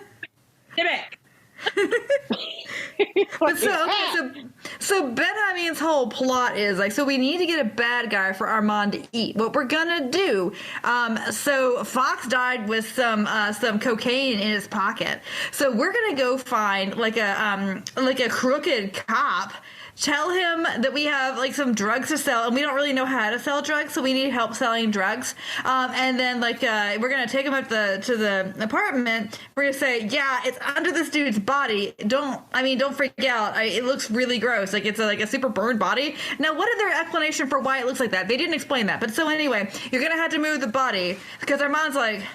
What I found interesting is we spent a lot of time talking about how much Coke was too much Coke to take with us. Yeah, I feel like Anne has put some thought into how much Coke is too much Coke to do your honeypot trap. Yeah. It was a damn lived in a gutter. And, whatever was like, that's too much. I'm like, what do you know about cocaine? I mean, you did live in Miami on Night Island during yeah. So I guess, you are an expert. But he's like, that's too much cocaine. You can't take too much because they'll try to kill you if you got that much. So Benjamin is, fast-talking this cop, and he's like, oh, yes, this body. He just dropped dead. He just dropped dead. He just fell down dead. We don't know what happened. And but he looks really, okay, he looks a little unusual. Yeah, and then the cop's he's like, under there, and then the cop sees Sybil, and he's like, hey, tits. And, he's like, don't mind her, the body's here. So, yeah, he's like, pay no attention to the girl with the big tits. Just look under that little wrap, that velvet wrap thing. He's like, that's where the cocaine is. And so the guy opens up, he unwraps it, and it's like, and he's like, and barbecue Armand just leaps at him, and because Armand said, I can get him if you get him close. If you shove him, come up and push him in the butt, If you get him within 6 inches of me, I think my muscles will smell him and take over, right? But Armand doesn't actually know that. I mean, he's really putting these kids at risk. But yeah, and it does work, and Armand does eat the fuck out of this guy. And then disposes it's the best meal ever. It's like his Thanksgiving. It's like his Thanksgiving for all time. He's like, this is so good. Don't you die yet. I'm not done. And then he's like, well, okay, I need more. And he's like, hey, guys, help me dress. So they take the clothes off of this, dead guy. And Benjamin is asking the questions. He's like, okay, you coming back, right? Because Now I got this body. And that last body wasn't easy to get rid of, dude. I'm 12 years old. I am 12. I should be like learning. And I'm not from New York City either, by the way. I am from a city on the other side of the planet. You know how hard it is to hide a body where you don't know this place? Yes. Like, and so he's like, I'll be back. It's fine. So he's been hanging out with them for 2 glorious months. And they're like reign of terror in New York. Like they're killing the serial killers are at an all-time low in New York City. They are, as a threesome, just like gnawing their way through the criminal element of New York City. It's kind of amazing. He doesn't take Ben Hameen because Ben Hameen is like too amped up by murder. But, Sybil enjoys it. Yeah, Sybil's very good at it. She's got a knack for it. That and playing the Appassionata Sonata. Appassionata Sonata. So then what happens? He's just buying her more piano. Like who has the suite below them in this hotel? Like who the fuck? But I like that they're like, oh, she's so good at it that people don't mind. I would mind hard if I had to hear the same fucking song. All her probably want to kill her. Yeah. I mean, right? Like you could play nothing. That's an option always. You could play nothing. Yeah. Just play nothing. So, all right. So we're now kind of caught up, and like then the Lestat call happens, and Armand's got to go hang out with Lestat. And then Marius shows up and he's like, hey, I know you're worried about your 2 young people that you got here. I'll handle it. I'm on it. I'll take care. I would have Marius babysit a young person. I would totally do that. I would have Marius keep my son for me. That seems like a thing that would be a great idea. Marius has a Red Cross certified babysitter. So then Lestat has this big, Armand has this is basically right before, I think it's right after his interview with, it's right after his interview with David. And it's like his little addendum. And he's like, okay, so I'm hanging out in this room, the whatever room where we have Lestat just on the floor. And he's like, hey, and he goes in there and he's pissed off because it's Gabrielle, who he hates, who is... Okay, that's one thing that Armand said that's correct through this whole thing. Gabrielle's a fucking bitch. And I like that she dresses like Higgins from Magnum P.I. Like, she's always just in khakis. I do also like that. And she's got a great hat game. I'd love to read Gabrielle's story. Like, that little part... that was part of the clip show, where she reminds us who all the vampires are, here's Pandora. I really enjoyed at least Gabrielle and Pandora again. I mean, I knew those things, but I wanted to, right. I do want to hear Gabrielle's book, her cast iron fucking bitch book. I would read the shit out of that. I would absolutely read that. And instead, sorry. Oops. Oh, absolutely. So he's this is after Lestat, so remember, he's been on a roof for essentially a month or 2 months, the whole winter. And during that time, everyone thinks he's dead. Lestat has just frozen and gone into this deep sleep. And once he finally gets, kind of back to himself, he's like, well, let me go see what's up. So he goes, and that's when he finds, like I said, Lestat just laying on the floor. And he's like, you guys can't put him on a bed. They're like, we can't touch him. He will not let us touch him. He will kick our asses. And that's when he sees the baby vampire trash that he didn't like. And he's like, why are they doing here? And Louis is kind of like, well, if we don't let them in, they just lurk and hang around. So he just lets them in and they leave or he kills them. Lestat museum. Lestat is that. They're doing pilgrimage. They're making a pilgrimage to see. Hey, Lestat is more famous at this time than literally anybody else. If you read the other books, Lestat is the most famous person. It's like going to see Taylor Swift. Yeah.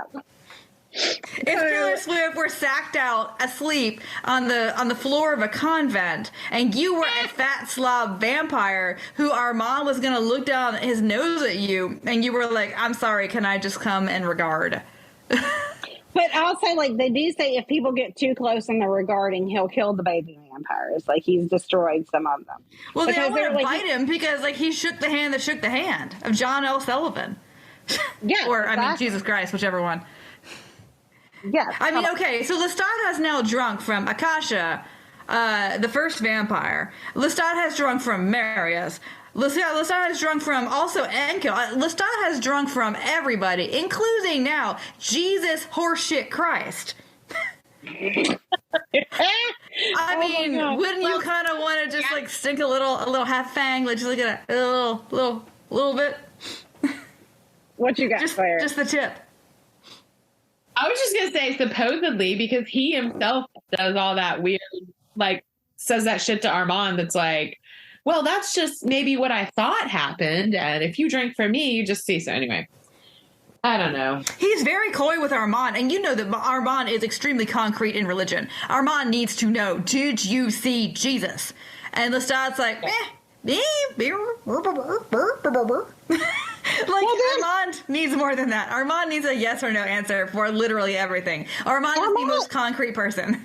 He legit, I mean, he's very concrete. He's cutting heads off, putting on other, but he like does this like floor sneak attack where he's like, let me pet you. And everybody's amazed that Lestat is letting, anyone touch him. And then he's sidling onto a feral cat is what he's doing. He's like, all right, I'm gonna put a finger. I'm gonna. He's like, this is a little. He pets him a little bit, and then he fangs him. He gets the end, and then he's like, "Oh, here we go!" So we go on the Jesus ride, and like he sees Jesus, and that's when he has the vision with Jesus' face getting all big and stuff. And then, like he's forced out of it, but he's not forced out of it by Lestat. Lestat never touches him. Like, yeah, he feels rejected by Jesus. When Jesus is like, "What is wrong with you people? Why are you always showing up?" Well, see, I didn't think of it as Who are you? I didn't think of it as like a rejection, as more of like a no, we're done. Like, because I feel like he's like in a good place with this. Because what he said is like later he asked Marius asks him about what he saw, and he's like, I saw Jesus. And like the way that he describes it is very great. I feel like it's like what Anne's views of religion were. She was like, I call him Lord, but I call him Lord like I would call him brother. Like I saw this man that was an everyman, that was kind of like just normal in who he was. And that's like the thing about it. I think that Jesus said, Armand, we are never, ever getting back together. I like that too. I mean, I'll take both. But like, yeah, it was very... I took the vision to be like real cartoonish. Like his head, like literally, I don't know. That's how I sort of envisioned it. Like, yeah, like a commercial break for a cartoon. Like in Batman. Yeah, exactly. Yeah, I don't know. I think it was supposed to be profound, but to me it was like... Armand, maybe you try a hobby like whittling. Something, man. Model trains. I hear people like model trains. Armand, are we to think that Armand got over religion? Please. I think to me, I think he did. But okay, so hold on. So he, after his like walkabout with Jesus or whatever, he shows back up. He starts listening and he hears Appassionata Sonata, but it sounds different. It sounds more technical. It sounds more like something. or perfect. Yeah. Yeah. And he's like, oh no, what the fuck did you do?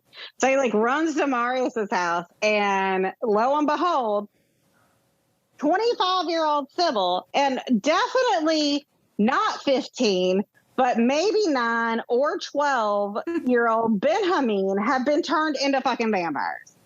The one fucking rule that actually does make sense is that you don't make a child vampire. And there's Marius like, hey, I made you family. You like your family?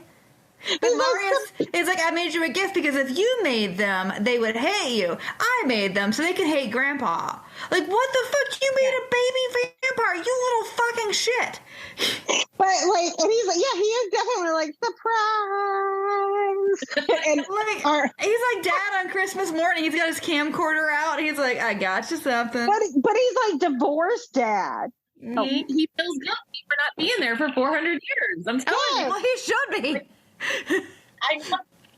You're right, Claire. Like, where was he? He was off hanging out with a cop. Okay, you had to understand that Marius is in the sandwich generation. He had those who must be kept. Like, he had to go to their nursing home all the fucking time. All right. He did not always have time to come to your recital, Courtney. I mean, he could have rescued me from the rat shithole. 400 years. I mean, that's a strong word for your mother's house. The rat. God. What do they call that? Parental alienation? Like, you're not supposed to talk about the other parent. But you know what, though? In her books, with the exception of Akasha, there are no mother vampires. Did Pandora ever make some? I don't think so. I don't remember anything about her making any. Although her chapters were always interesting. And she does have a book. I did not read her book. Maharat does. Maharat, I think, makes Jessie.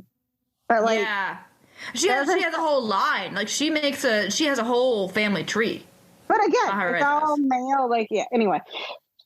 So Armand is pissed as fuck. And I get it. He's like, you did this because you hated me. Because I got hoodwinked and brainwashed so easy. And, Marius is like, no, I did this because I love you. Really, why he did it is because I think that because there is a book about Marius. Marius has an addiction to making vampires, I think. And he likes making them.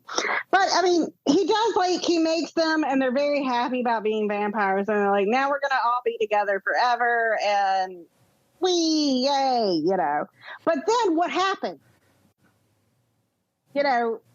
Armand and Marius kind of talk it out. Armand is still pissed off, which I understand. This book is still not over. This book goes on for a short book. He loves them both very much. But then he's like, he loves Marius. And, like, they've all kind of, like, squared it off.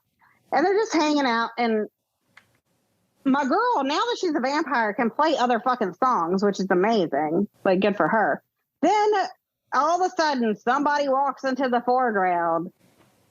Because Armand can't have nice things. We know this because he cuts their heads off and puts them on the bodies of Lestat. Well, And then... Lestat finally wakes up and he's like, hey, Sybil, will you play Appassionata Sonata? And, or no, he asked him he's like, you think she'll play this if we ask her nicely? And he's like, absolutely she will. And that's the end of the book. Yeah, some of the interesting stuff that Armand talked about, like with his business on Night Island off of Miami, was that he wanted to make a place where vampires would all hang out. Because, of course, he had this idea of like a salon or like a community. He wanted to build like what he saw in Venice. What he had in Venice was, what were you going to say, Claire?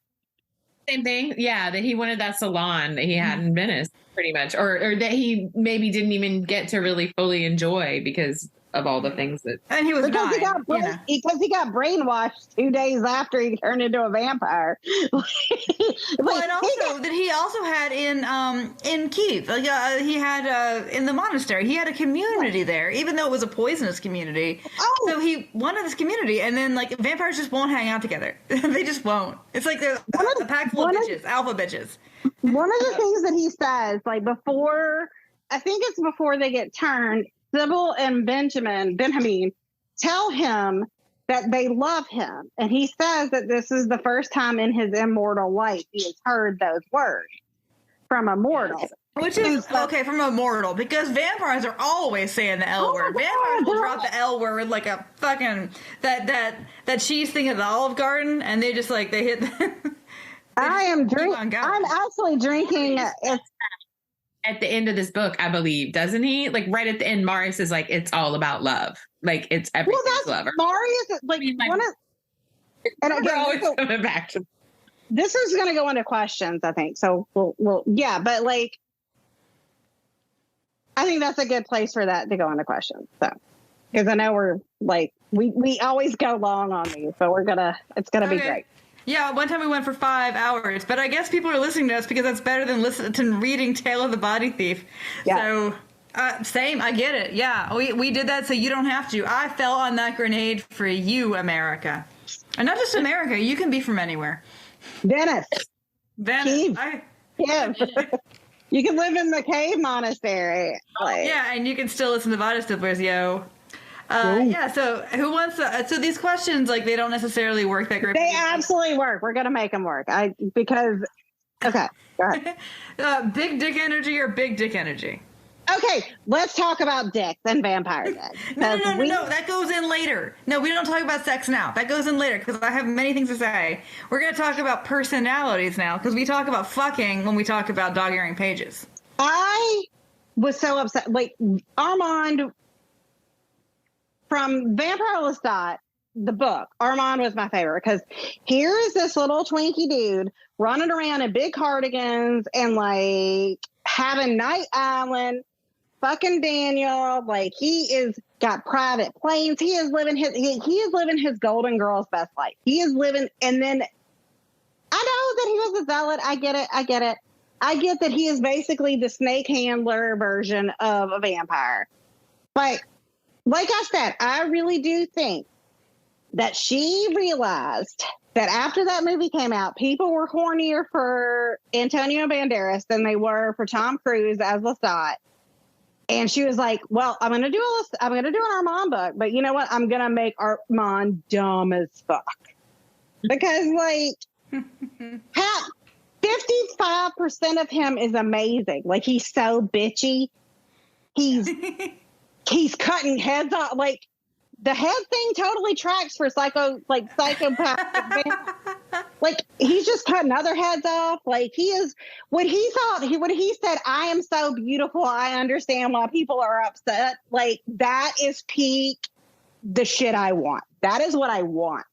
I love that.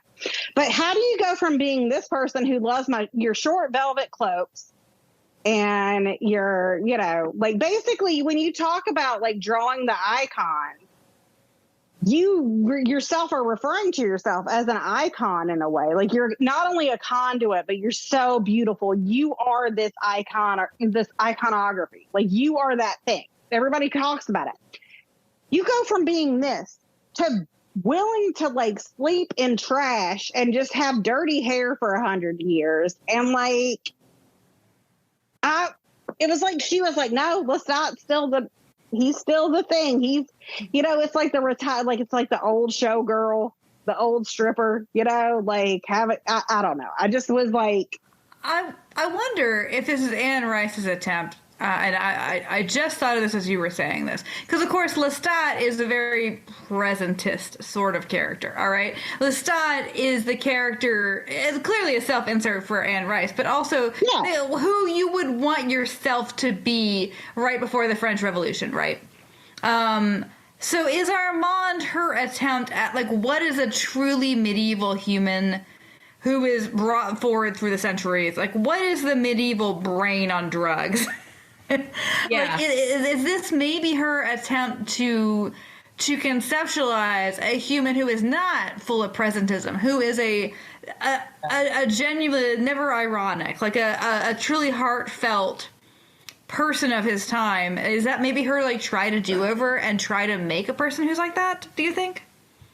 Maybe. I don't know. I mean, I don't know. To me, there was something about a lot of interesting things happened to Armand, but they, like, didn't make it.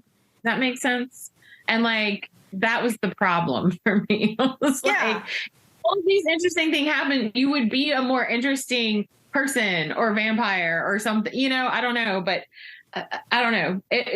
But you could be totally right, because that's fair. And I do like how they all have their own little quirks and whatever. Like, if Armand's quirk is to be, like, beautiful but not quite bright, that's fine.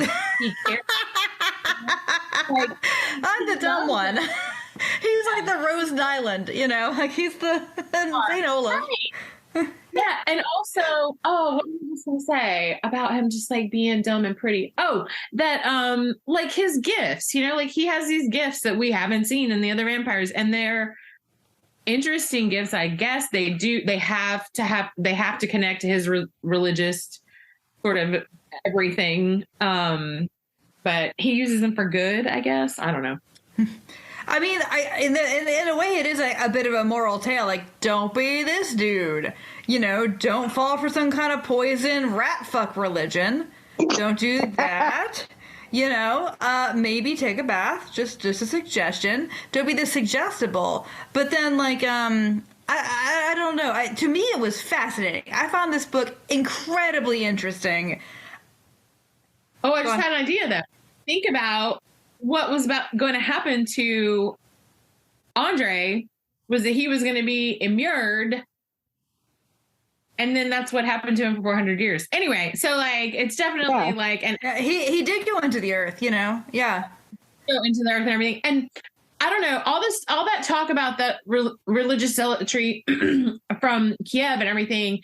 He didn't seem very anti it, like, I mean, like they definitely didn't love it, but he was kind of, I don't know. It just didn't seem like he was trying real hard to get away from it. I feel like he thought that nobody else understood it.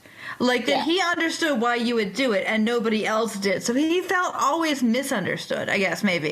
That like nobody else gets the depth of the faith of these monks that would do this thing and why they would do it. Like his own father, of course, was part of this religion, because everybody there is part of this religion, but did not get it, right? And that, like, literally nobody gets it. So he feels like...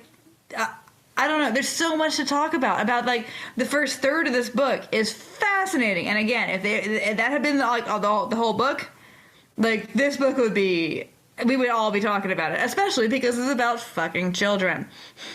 Let's not forget that it's about fucking children. Like it's so, I don't know, like, there are some parts of it, like I feel like this in parts of it, her storytelling might be the best she's ever done in part. Like, again, the murder, when the vampire reveal happened, like the Marius vampire reveal with the four men talking politics, like that was like as good as like any kind of like historical Gothic, whatever. That was great. That was fantastic. It was riveting. I was in it.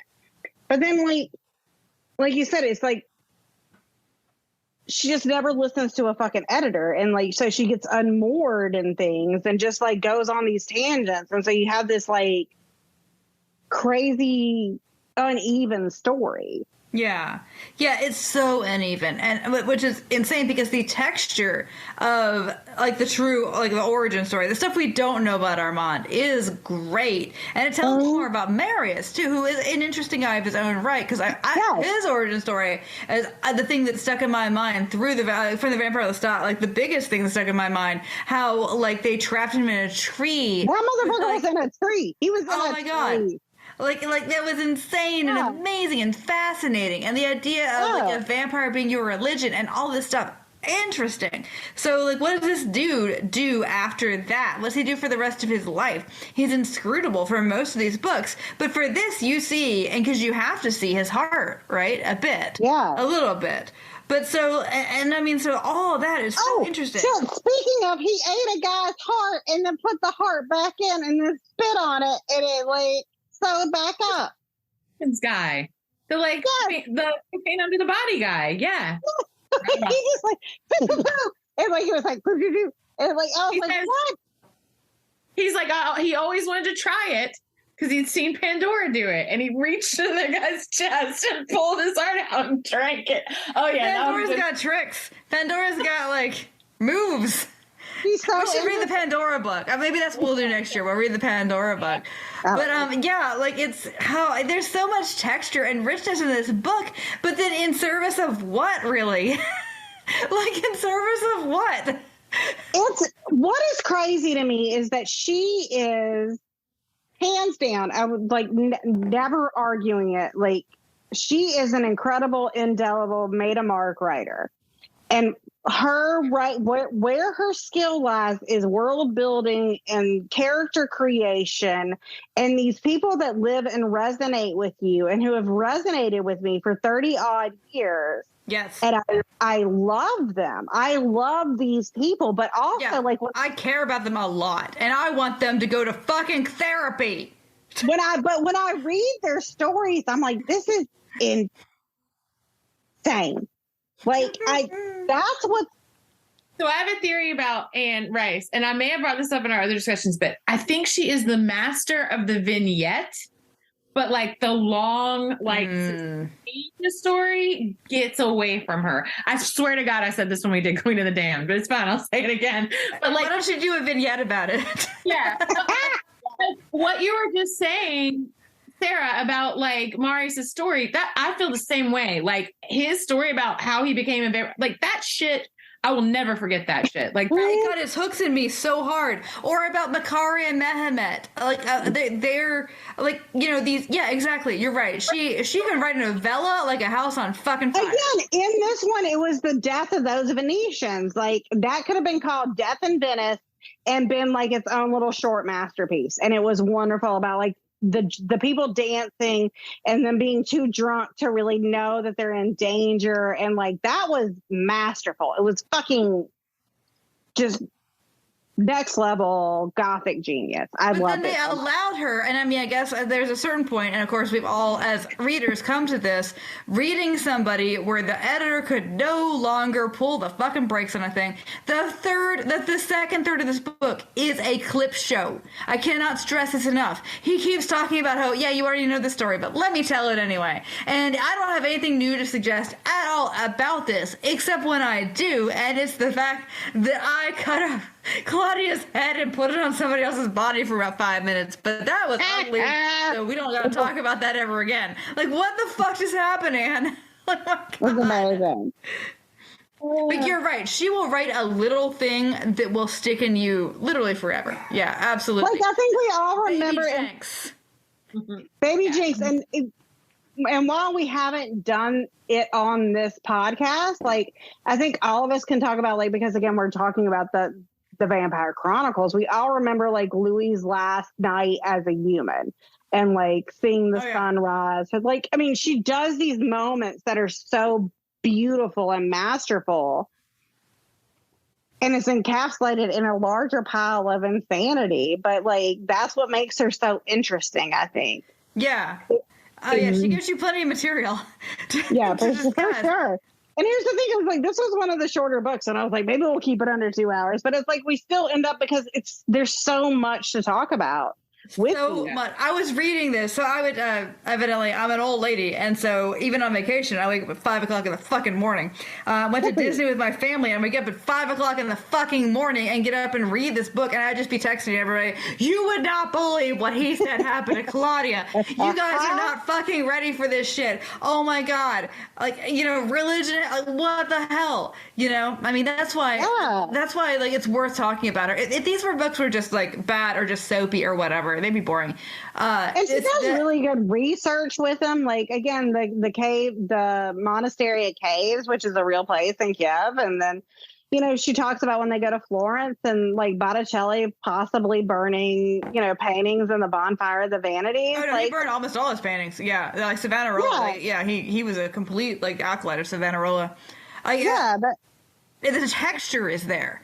Like, I mean, there's plenty of literary stuff to, you know, like, I just think it's boring for a podcast. Oh my God. There's lots of literary stuff going on here too. I mean, we joke about foreshadowing, things like that, but that's definitely happening. And she's doing echoes, you know, and like all this, like reasons that out and all, you know, doing like narrative things. You know, we talked about that with the first one, like the interesting narrative stuff. So, you know, she's definitely, I mean, it's high pulp, and she's flexing some like, you know, like literary devices and stuff. Yeah, she's no fool at all. I just don't understand, I guess, if you can write like the first third, why are you also writing the third? Like, I don't. I think it's just. I think what it is honestly, I think it's really interesting case of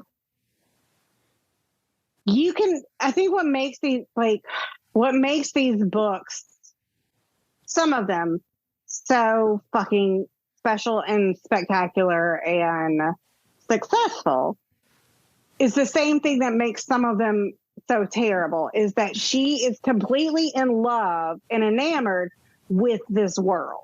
Yeah. And she wants to give you all of it. And it's like, this is too much. This is too much, So. Because she can't tell the difference. You can tell. Like, she can't, in Vampire Lestat, between her stories about Lestat and her stories about Jesse, she can't tell the difference. Yeah, like, nobody wants Jesse's story. Nobody gives a shit. No, nobody gives a shit about Jesse. But, I mean, like, she's going to tell you because nobody can tell her not to. But, so, even in these books, which are definitely, like, even at the time, it was clear when you bought Vampire Armand, you're buying a lesser book, right? You were buying sort of maybe an offshoot or like whatever. Yeah. But there's shit in this that is amazing and OG Anne Rice shit. Like you're gonna like be mining like in. I have a 9-year-old. You're gonna like be in Minecraft and you're gonna hit a bunch of emeralds, but that's not all you're gonna hit. Or you're gonna be there all day. You're gonna see some stuff in these books that is gonna light up a thing in your brain that will stick with you for fucking ever. At the same time, there's a lot of fucking... What do you gotta say, Claire? I was just gonna say, like, you were making me think of things like, like, there was one scene where, like, he ripped a guy's face off, and he just says that, right? Doesn't he say something like... Yes! Mm-hmm. I just ripped his face. And drank the spouting blood or something like... there's a lot of vampire stuff I liked in this one that I don't... Oh, yeah! Like when he was eating the shenanigans guy, that's what I call him, the DEA agent or whatever, yeah. And he talks about sucking the blood out of the sinews and then, I don't know, spitting it back out or something, or like, yeah. He was a vampire enjoying his meal, and like she wrote that very well, and it was gruesome and awesome. Like I was like, get it, Anne. You have thought about this very, very carefully, how a vampire would enjoy. Like how hungry and you were starving, but you have like now sated your thirst just a little bit, and you would really like to do it. Yeah. But how he's talking to the guy, like when he uses all the things that Marius had told him at the very beginning of the book about how to treat your victim, he's doing with this guy, like, hold on just a little bit longer. Like, you're not dying, like sweet talking him into his death to make it slower so he can enjoy it more. Like, that's fucking genius, like writing. But then again, in the middle of all that, you have all this stuff that you're like, oh, I don't care about this, like it's wild. Yes. That's the thing with her. You got to read the whole thing because you're going to miss those emeralds. Yes. You can't tell where they're going to be. You can't just assume like, well, this got boring, I can stop reading this. I mean, because it could be anywhere. Wow. Yeah. All right, next question, because we'll be on this one. Question. Would you talk shit with or about the heroine? I think we've talked about how Armand is kind of a pain in the fucking ass, right? Oh my God, he's such a pain in the ass. But I love it. Like, again. No. I would like to be petty with him. Oh my God, he's so petty. I love it so much. 75% of me loves him so much, but then because he is like really the only, like you said earlier, he's the only vampire who seems to enjoy being a vampire. But also like, it's like she conflates like Lestat's whole religious whatever fervor, and then she has basically put, this should just be one person. And it's like, if half of Armand was Lestat or half of Lestat was Armand, they'd be the perfect vampire boyfriend because but like they each have this weird, overly dramatic, like idolatry, like Catholic business going on that is exhausting. You know what I mean? Like, I don't know. Lestat has a Messiah complex and Armand does not. Oh, Armand, no. Is looking for a Messiah. Yeah. And that's like the main, I agree with you, except on that difference, because I don't think Lestat can ever not be the center of attention. And Armand ever want to be the center of attention. So. That is a good point. Yeah. I just want to see, and I mean, it's probably out there. I've read a few, like, I started Tanana Du's books on Ethiopian vampires and all, but I mean, like, give me some fucking non-Western vampires that are not tied up in Catholicism. In fact, give me some fucking Protestant vampires for once. Vampires are always Catholic. Like, Catholicism and vampires are like, one-to-one, but give me like a Taoist vampire and a Buddhist vampire and like a animist vampire from Tanzania. Like, give me this shit. I know that there is a bunch actually on Criterion right now. There's a hopping vampires from Hong Kong cinema. But like, give me what worldview do you take through the millennia from old Zimbabwe, or from, Han China, or from, like, wherever. Please, by God, give me, like, a truly Aztec vampire. Give me, and I mean, like, I've seen it elsewhere, but I mean, like, it's always been from a very Western perspective. Like, I'm sure it's out there. I've read, like, some stuff. Like, I read, there's a really fun possession thing. Shit, and I can't think of the name of it. But it's by an Aztec goddess, and it's called. God damn it! I'll put it in the show notes. But it's like a filth goddess, and it's on. It's not a bad possession. It's a perfectly good for her possession, and a priest tries to kill her, and like the goddess like steps in and like, bitch. No, it might be called the Goddess of Filth even. But yeah, it's a genuinely indigenous vampire. Where are these vampires? Let me see these vampires who are not caught up in Catholicism. Because what do they have to say? Like, how are they coming at vampirism in a completely different fucking way? Marius ought to be coming at vampirism from a completely different way. He's a Roman dude. Well, there's a really profound thing that Pandora says, like, after Armand sneak attacks Lestat and drinks the blood, where he's like, I gotta get some of this Christ blood, woo! He's like, ah! And, and he's like, hey, anybody want to know what I saw? And she's like, not really. And he's like, why not? It's great. I'm not. She's like, Christian. That's not my God. Like, no. And it was like such a simple statement that made such a bigger impact, I think, because that's one of the things. And like Ben Hameen, who's like little Palestinian kid, he's like, not my God either. Right. Like, he's like, give me a cigarette. But no, you're right. It opened the world up. It really did. Because like, in other words, like, okay, so if we're treating Jesus as real, and, like, that's essentially Pandora saying, like, okay, so ISIS might be real. And, Poseidon might be real. And there's room in the world for, like, all of these religions, actually. Because if you're saying that Jesus is real, but here I am, I'm an ancient Roman vampire. Maybe, the world is greater than all your fucking philosophies, Horatio, right? Yeah. I mean, like, have you ever considered, Armand, that maybe it's all true? Which means that, like, doesn't matter. I've never considered that. No. Yeah. Well, see, but that's the vibe that I got from what he saw, like, before it became horrible with the giant head, was that it was really about, like, this is just a dude. Like, what he took away... Right. What he took away from, like, what he took from this was, like, this was just a person that could have been in his, like, mortal life, like his brother. This was just a person. And that's what he took away from it. And I think that's one of the things that we forget about in religion, especially, like, in Christianity, is, like, taking away from the man and, like, not this mythos that's around it. So I mean, that's literally the point, right? Like, ecce homo, like, that's literally the point of Christianity, is that, like, part of this ineffable that's something from Winnie the Pooh, ineffable deity, like, parted itself off, became, like, went native.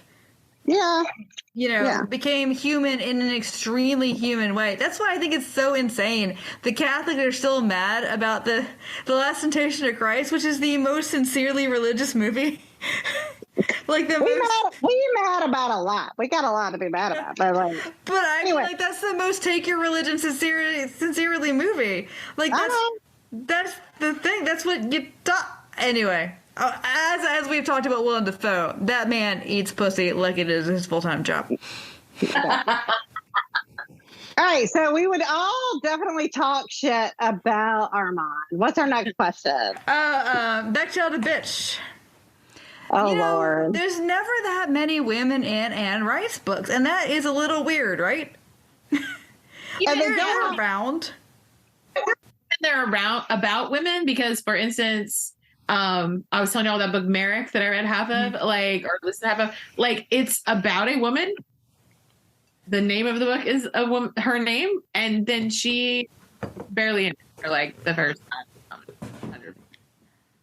Like Anne Rice will talk about a woman, but be talking about a man talking about a woman, right? I mean, like Big Tits Sybil or Sybil. Yeah, it is a little strange because, like, Anne Rice certainly.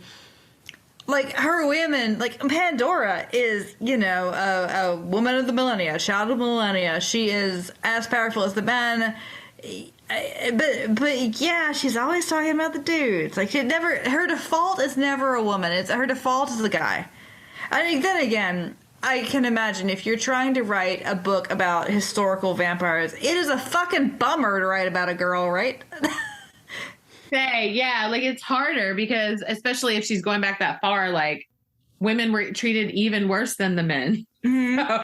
Right. And I mean, the men are treated bad enough. I mean, but so like when she would go at it, her best going at it is when she's making up a past. Like when she's talking about Maharet and Makare. Yeah. I like that's when she's really like just like letting the reins off because she's talking about shit that never happened. And Akasha and all that business, like she's making up a past.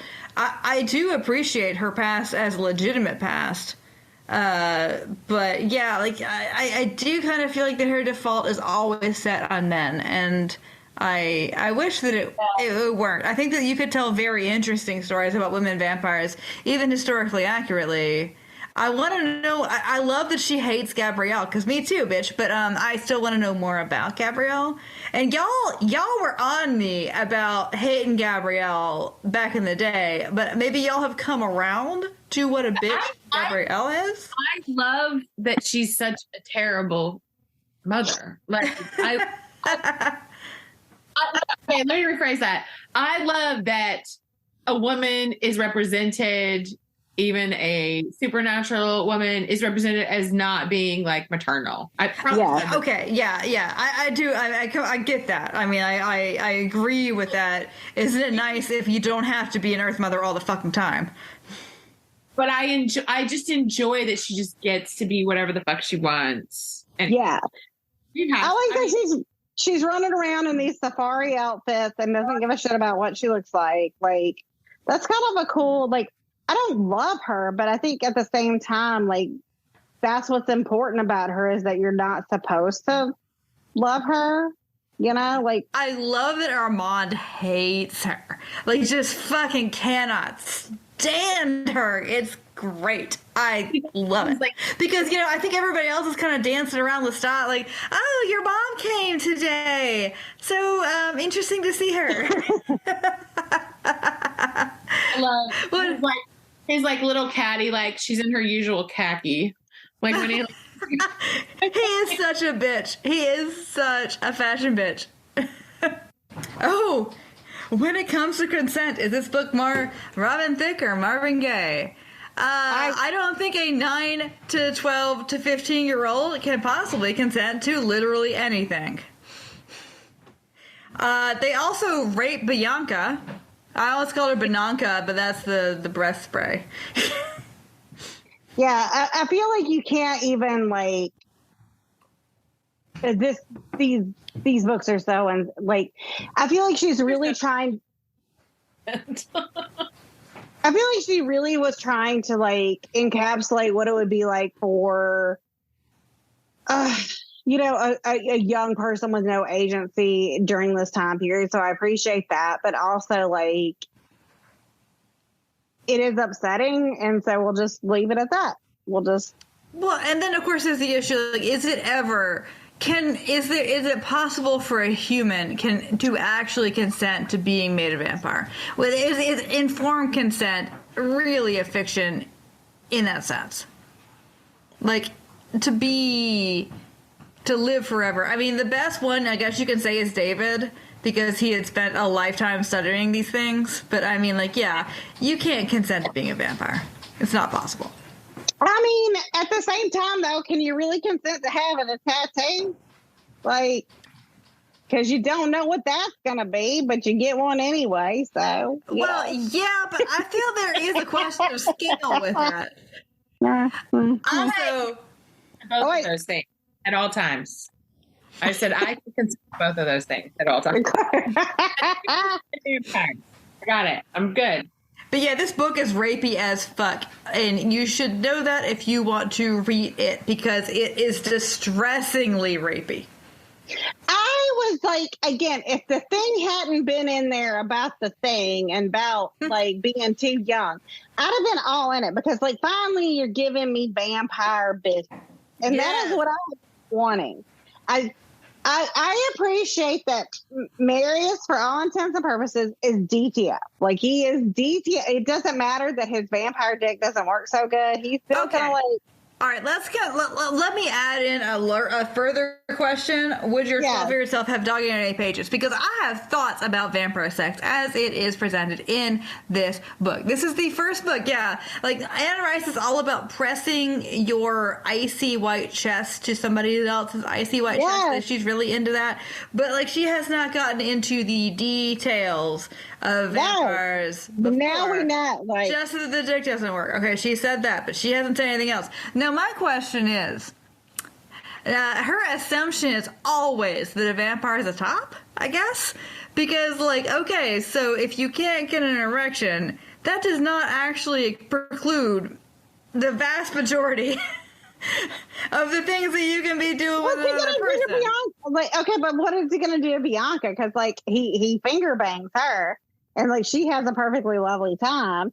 And he's just got his little semi. So, like, I mean... I'm just saying, there's lots of things he could do. But he... Wait. We can hear you. I can now, yeah. Were you talking before? No, I just was making sure. So, in the threesome... I have a technical question. In the threesome... shit, I got embarrassed. Marius doesn't fuck her. Marius doesn't fuck her. But Armand fucks her, right? Yes. I think so.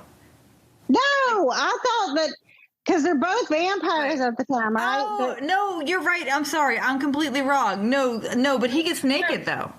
No, okay. He's naked. He's just naked and young and attractive on her. Like, he's cuddling her like a bear. And on the other side is Marius. Like, so she's in the middle. Marius keeps his clothes on.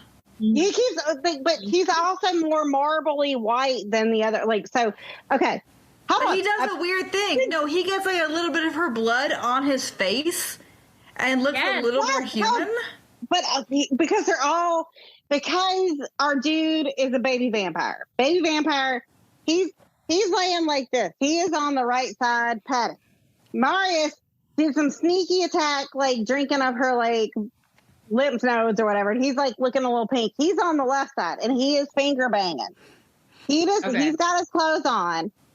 Our other dude doesn't. But I would like the listeners to know that Courtney is demonstrating this. Wait, but I think also the reason that because she doesn't understand how boy anatomy works, or when they get their penis, she lets Armand be naked because he's like 17 and his dick's not fully grown. So I think she's like, well, it's okay if it's still just a semi because he's not old enough yet, which is the wildest thing because she has a son. She has a son who was a teenager at one point. That was like her best friend, basically, like her whole... Well, I assume that she thought that Armand and Marius were both gay and that she was just like, lucky to get a little piece of it, Well, no, but that was the assumption. But like, also it was that, like, but it's really like the describing of Marius's like that he can't get. It's like he has a semi for all of his life. It's just a semi, like just a half chub, and that he's like, I'm not gonna like pull this out so we talk about it, but I'll finger bang you, and that's where we were with it. So it's more of an emotional threesome, but again, I just want to point out that it is the assumption throughout all of these books that that's the only way to have sex. Yeah, well, I mean, weird. Yeah. Where is the vampire bottoming? I don't. There's no concept in it, and I mean, like, there's. You are crazy because there is Armand is the capital THE vampire bottom. Like that is a bottom. Well, like, yeah, I know, but not everybody Marius has been with has been an Armand, okay? So but like, usually the child of the millennia can take it up the ass every so often, okay? But what I'm saying is like the real argument is like who is the bottom when it's Armand versus Louis, because like those are two. Oh God, two. Oh yeah, I don't know. Maybe a race. Like, I think they just look at, like, their mothball sweatshirts, and that's how they do it. They look at the cobwebs. They just, like, the spiders are doing it. That's what I'm saying. Like, yeah, like, it's wild. I don't understand. So, no, you know what? This book was at least, like, this was giving me the information. Like, because usually she's just like you said, bare chest, touching each other. White chest. Yeah. Lovers, using the word lovers, beloved. And I was like, well, what does lovers mean to you? Because it doesn't mean the same thing. So, I don't know. How badly are you judging your mama for reading this book? Well, I bought it at a gas station. No, I'm sorry. I bought it at a grocery store.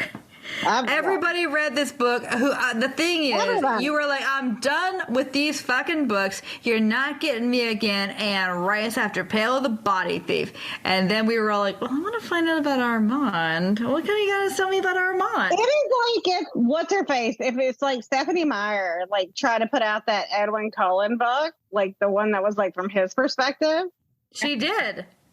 Yeah, but you know what I'm telling everybody? Well, when they were like, well, I'm stuck back in. Like, it's that same kind of thing where you're like, I don't want to do it. Like, oh, you're giving me Armand. Well, okay, you know. I was thinking earlier that if I had not read Memnoch the Devil, I probably would have read this one. But I read Memnoch the Devil instead. And that was the last vampire that I read until now, because I was like, and I pick up a vampire novel to read about vampires, not to read about the history of Christianity. Catholicism, yeah. No, agree. Like, it's crazy. Like, yeah. This book has some juicy stuff in it, though. I will say I bet a lot of people came back for it who had said, never again, and God damn it. I did not, but you're right. Absolutely. This was her juicier, but this is the juiciest of the books. Like, I know. But it was little. Okay, what's interesting is that, like, so it was a weird format. It was like one of those little, and as a librarian, I can tell you, it's almost that devotional book format. Like that weird little Christian book that you give to your grandma. Like, it was not a regular either hardback or, trade paperback. It was a strange little book. And, so it was almost a gift book format or a literally devotional book format, which is interesting. And it was beautiful, too. It had, like, this Renaissance angel on it. Armand. I know. Oh, yeah, we didn't even do the cover. Or we didn't. Like we didn't even say anything about, we just jump in. Oh, yeah, that cover is horrible. Just awful. So bad. It's not the original cover. That's the cover I have, yes. The original cover is beautiful, and that's what I might even have. I'm not even sure. I never looked for it because I was out of town, so I got it on Libby. But it had this original gorgeous Renaissance art thing. Of course, public domain. So that too. Yeah. Right. So with Scarlett Johansson being the movie, so we're going to talk about race and Okay, so one of the things that's really interesting, and one of the problems that people have is, again, Benjamin / Benjamin / whoever. One of the things that's interesting, Benji, is that obviously he is this Palestinian Bedouin. And when he talks to, like, especially when he talks to this cop, there's this dialectic happening that is very like fast talking. Like, he always seemed like war movies with like the little kid from the Middle East people. Fast Hey, Mem Sahib. Yeah. Yeah, and so like that's kind of a thing with him. And she doesn't, I mean, she tries, but it's they bought a slave. And this is considered kind of like they just kind of gloss over this. And I mean, okay, to be fair, in the beginning of this book, they buy a slave too, but that was in the 1500s, and this is not. Yeah. Like, there's just an enslaved child in New York the 1990s. City. Yeah. Like, yeah. What the fuck is happening? Yeah. That's it's like the crazy shit that they did. Like, is that how Ben-Hameen got to the U.S.? Like, no, her brother bought him for $5,000. Yeah, but like, what y'all said 90s. I lose track of like where we are in time with these books. Well, this book came out in 2000. So it's contemporary. Yeah. Yeah. I was just thinking, okay. But okay, to be fair, pre 9/11. Yeah, pre 9/11. You couldn't just buy a kid and post 9/11. Well, I mean, you could, but it couldn't be a Muslim kid. I'm just joking. But like, it would protect the Muslim kid from you to just put in Guantanamo. Yeah. if you bought it after that.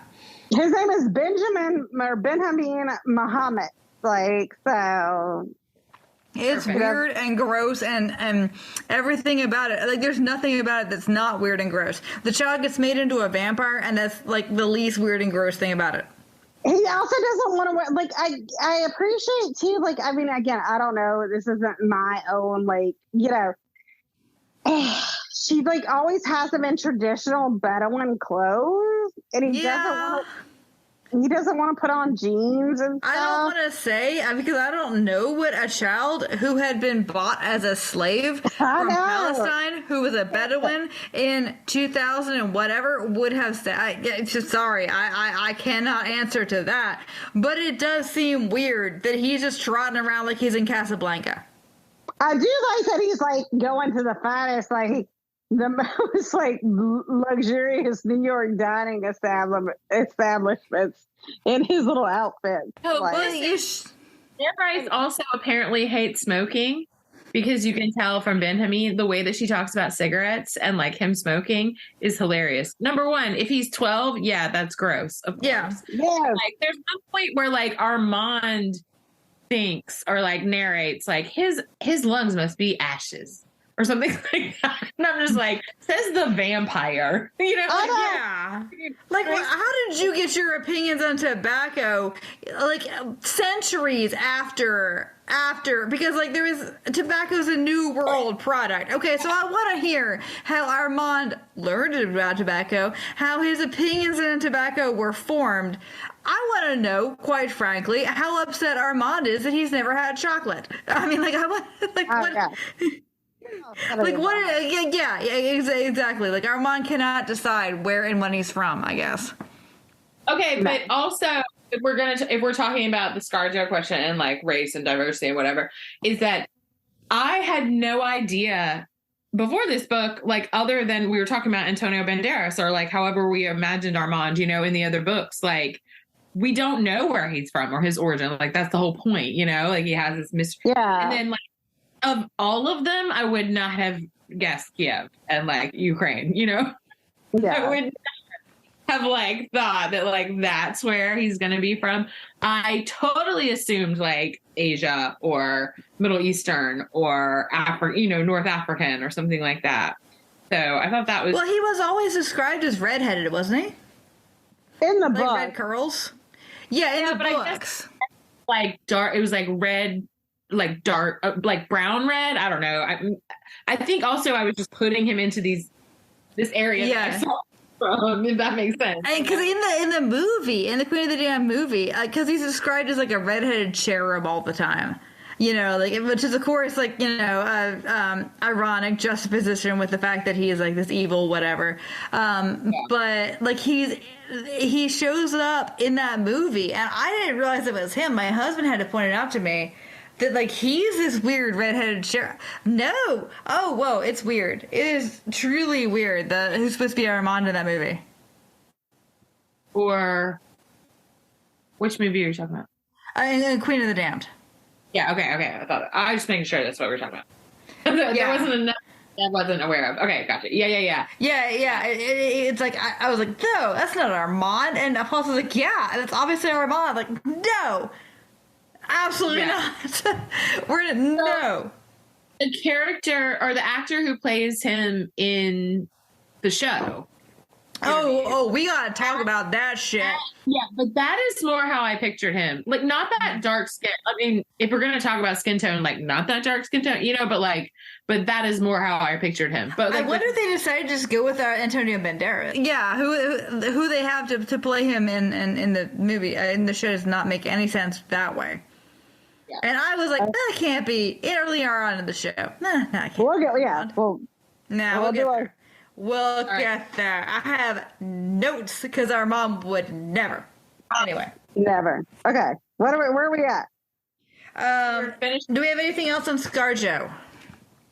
I think, like, really, I mean, she tries to put race into a thing, but oftentimes it's clunky. But also it's the 70s, 80s, and 90s, so clunky is going to happen, you know? Like, I appreciate that she tries to, like, world build in different cultures, and it's often, like, hit or miss, and a lot of times a miss, but at least she's, like, trying. I think maybe she learned a bit from, because like early on, remember Akasha just, or Queen of the Damned, Akasha just kills a lot of brown people. Yeah, like just goes to different places and kills a lot of brown people. I also like how gay this is. Like, this is gay. So this is not subtext gay. This is just gay. This is just like it's amazing. Like Marius and Armand are obviously very much in love. And Armand is very much in love with, like, Armand is very much, like, possibly by, like, force and trauma or whatever, like a homosexual man. But, like, he is in love with Louis. He is in love with Lestat. Like, he is the only female that he ever expresses any kind of interest in is, like, I mean, Bianca. Bianca, well, he does like what's her name's tits a lot. I think he's bi, but heavily, you know, on the scale of things. The thumb is on the scale towards men. And I mean, I think that's honestly, he's a realistic bisexual man. I think many people who are bisexual are sort of like weighted towards one way or the other. You know, I mean, like it's great representation of a lot of, like, kind of complicated kinds of sexuality, for sure. It would have been a lot better if they had removed the fact that he was a child. Oh my God. If they had just said 15, because we know that he gets turned at 17, because that's in the thing. Yeah. And, like, so we have to have supposition of how long he lives with, you know, Marius. And, like, common whatever via the internet is like 2 years. But again, that means that she does not understand when boys go through puberty. Because, like, Jesus. Anyway. So, that's super uncomfortable, which is sad because it comes in the middle of some great representation of, you know, of gay love and obsession, and, you know. She couldn't let us have it. She was like, nope. Yeah. Don't enjoy this. Yes. Like. Feel bad about this. Anyway. All right. You're not leaving your house looking like that. Oh my God, it's outfits. So I want to talk about how Armand talks shit about everybody else's outfits. But again, he was in the damn sewer. He's talking about how dusty. He uses, like, some he's always like, Louis is a dusty looking motherfucker. Like, look how dusty he is. I'm sure he is, but on the same time, Armand, you were rats for living in your hair, Armand. And also, like, my dude. We also go back to harder scene. Like, didn't he also go back to the masker scene to take someone's like short coat or something like that? Oh yeah. He was a. I need this piece of clothing, and I was like, "Is that really like what just happened?" Like, in fact, I thought he was gonna get caught. I thought that was gonna come up with like what, the cops. I mean, but I thought it was gonna come up later, but no. I envision Armand needing lots of velvet, Short capes. He loves a short cape. Well, I love that. Like these days, he can wear whatever he wants to wear, and what he wants to wear is more velvet. It's great. Yeah. And cardigans. He loves the cardigan. Everybody's like, well, me too. No, I mean, I'm serious. I'm all about it. Like, like, but also we are selling short. Our dude Marius is running around in his signature look in Venice is like a gold lame robe. Dick out too, by the way. I mean, just like, just like, oh my God, amazing. There were so many good outfits, and like, it was Marius's goals, right? Okay, so it's ugly that you start out your life being trapped in a tree. That sucks. But then, like, so you're this Roman dude. You feel like you're more civilized than everybody. You're not, but you feel like you are. But then you just go through life like, oh, guess what? I'm in Venice now. Stick out in my gold lame thing with my little harem of boys who, I educate and give all this money to and dress the way I want. This sounds amazing. I paint sometimes. 100% into this. I was like loving it. And like, here's the thing. Armand should give us the most outfits because like Armand in other books is like wearing the most things. Yeah. And in this one, it's just like, we have he wears a lot of outfits though. Like Marius likes him in blue.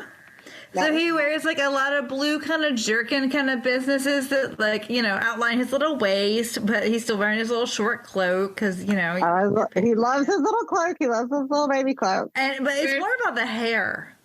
What do you got, Claire? He wears all his shiny things. Yes. He's a fucking raccoon. He is. All his little rings. I'm like, oh, I want to see him. I know. I want to see the rings.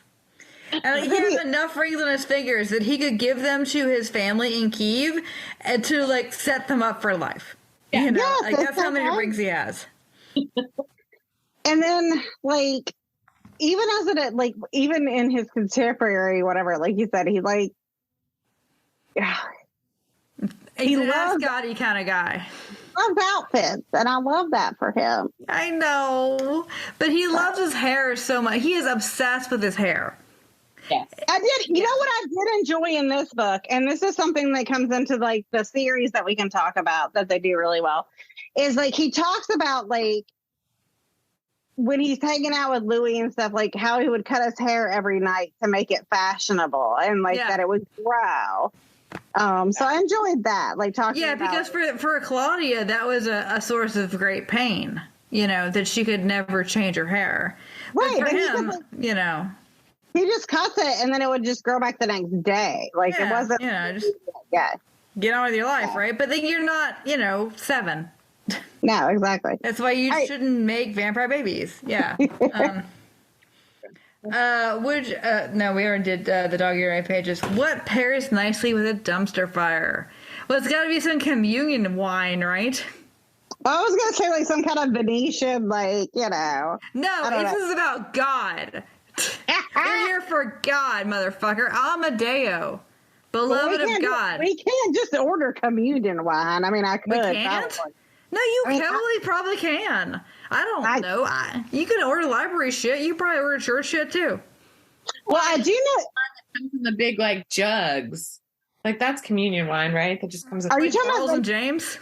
Gallo? Like I don't know, but just the ones that are wide. That is not what. That's not what communion. This is amazing. Like this is amazing that you think that's what communion wine is. Like I love that so much. So you just think it's the big jug wine. It comes there somehow. I don't know what you do. We do grape juice in the Protestant church. I haven't been in forever. You don't think you can just buy that shit? You don't think that it's wine that you buy by the barrel? You think it's like some kind of special shit? No, I don't think that, but I'm just saying, like, they were drinking all kinds of nonsense in this. Like, I would make, you know what I'd make it? I'd make it cocaine under a dead man's body. And It's got to be a Bloody Mary because Claire brought Bloody Marys. Yeah, I always drink a Bloody Mary when we do this. It just seems so appropriate. It looks like I got it. We got to make a drink that's called like cocaine under the body. Like, yes, you know what? There's like crumpled Tylenol in the bottom. Oh no! I love it. I was gonna be cute and say like it's got like powdered sugar on the rim, but you're gonna go there. Okay. No, well, you know what it is? It's a Goodies headache powder. Oh no! On the rim with like a Red Bull and vodka. And then you set it on fire, and then just for kicks, you just light it. Yeah. Oh yeah. And if you can get to it in time, you can drink it. That's amazing. Oh, that's so. Okay. Before we finish this up, what we got to talk about is...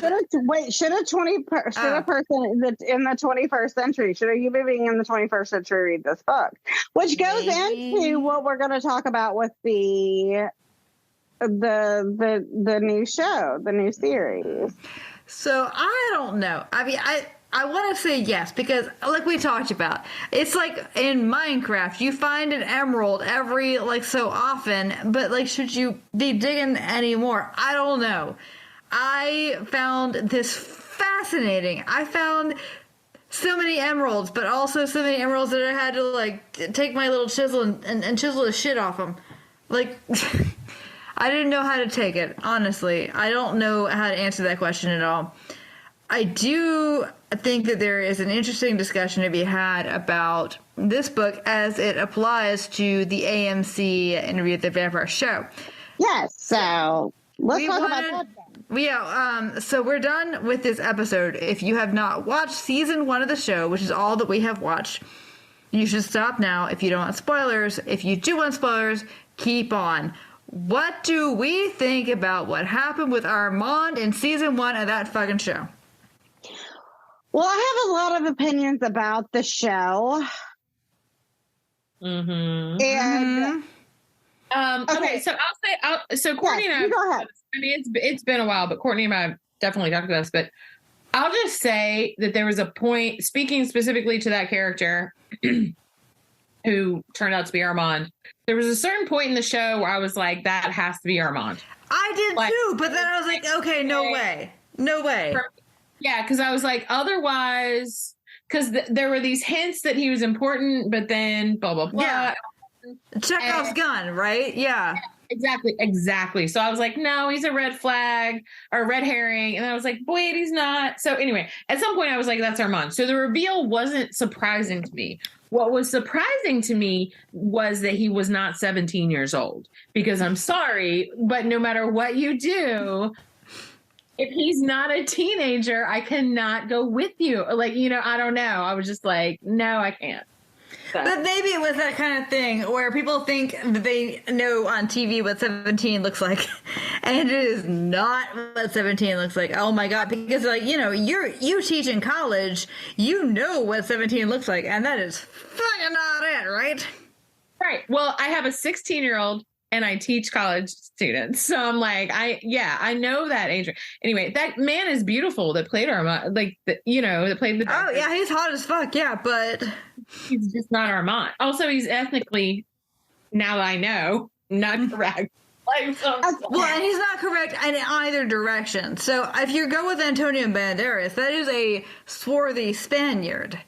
Okay? If you go with Book Armand, that is Kevin Roos, is a redhead. I mean, he talks about his red hair all the time. A very white man with red hair, possibly, essentially Scandinavian in genetics. So none of that is this dude who looks like he's Middle Eastern, North African. And also, so Armand's got problems, or Armand's got like serious deep-seated issues. Would Armand really serve Louis? Never. Louis like that? Motherfucker, no. Louis would marry us. Wait, Louis would never be in that weird ass, like, super posh place. No. Way too uncomfortable. Like, that would make Louis entirely too uncomfortable. So I really liked the things that I really liked about that series. I think that the guy who was Lestat in that is amazing.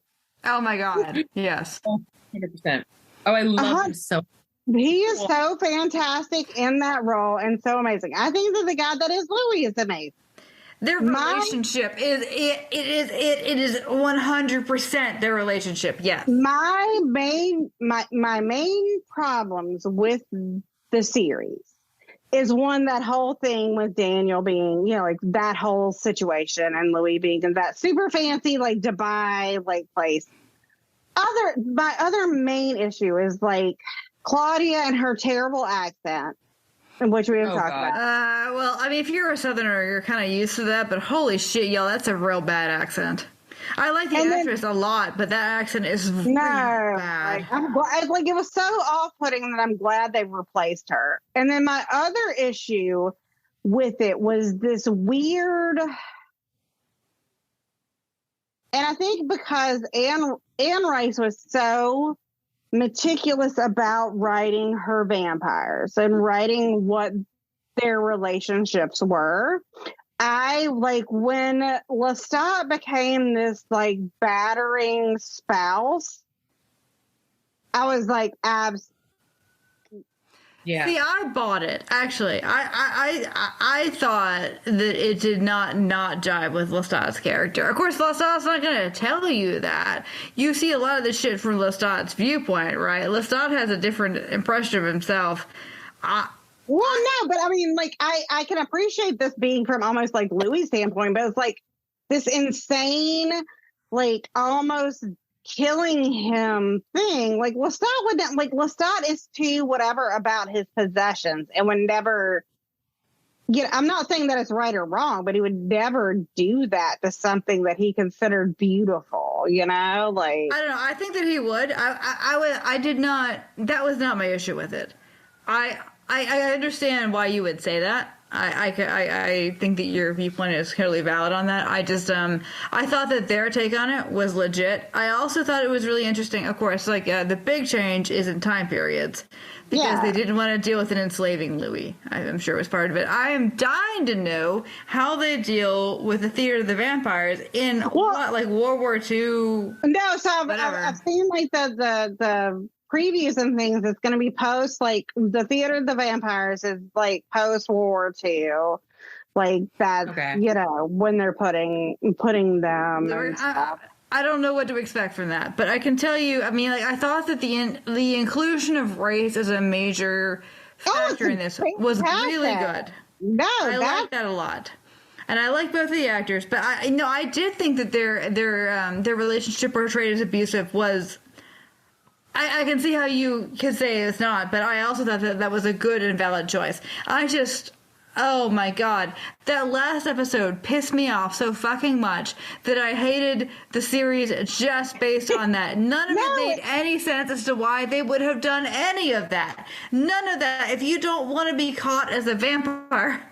Shit, fuck, no, none of that. It was just stupid. It's just fucking stupid. And then the whole thing with Armand, no, just no. It wasn't even like, I think it was like that Armand would be, like you said, it's not that Armand is, for me, it wasn't that Armand was like Arab or anything like that. It was that he was like subservient to Louis, who is the, like, as he calls constantly, the dustiest ass old man. Right. Like, and that he's also like, when Louis says, this is the love of my life. Like, no, the love of your life was Claudia. She's dead. Like, I don't know. Like, I'm very intrigued to see what happens. I was very into the show. I enjoyed it a lot. Like, I'm all in. But I was so angry about that last episode. Yes. I was like, okay, finally we're going to get, like, you know what? And, like, if it had been, this is so maybe me being an asshole, but, like, if it had at least been, like, a stupidly hot guy that was Armand and of Arab descent. No, But it's I mean, he was hot. I'll say he was hot as fuck. But it didn't make any sense. And are they all floating now? What do you got, Claire? I'm just saying he's 35 years old. This is what I keep saying. Like, I mean, Yeah, that's a grown Yeah. up. He has to be a child, sort of. You know? Yes, you cannot that's- be Armand if you're not 15 or try to look 15. I don't know. yes, like Agreed. like the perfect Armand would be if I was gonna like fan cast it and I could like put a hair rinse in somebody. I would make it like Timothy Shampoo or whatever the fuck is. Say the exact same thing. I swear to God. I was like, Timothy Chalamet. Yes. Yeah, because he looks like a Renaissance angel, or what somebody said. He looks like a finely made custom Italian shoe. Yes, exactly. Like that's who I'm putting at it with like a little bit of like a red tint in his hair. He's probably like way older than we think he is. Isn't he like 30?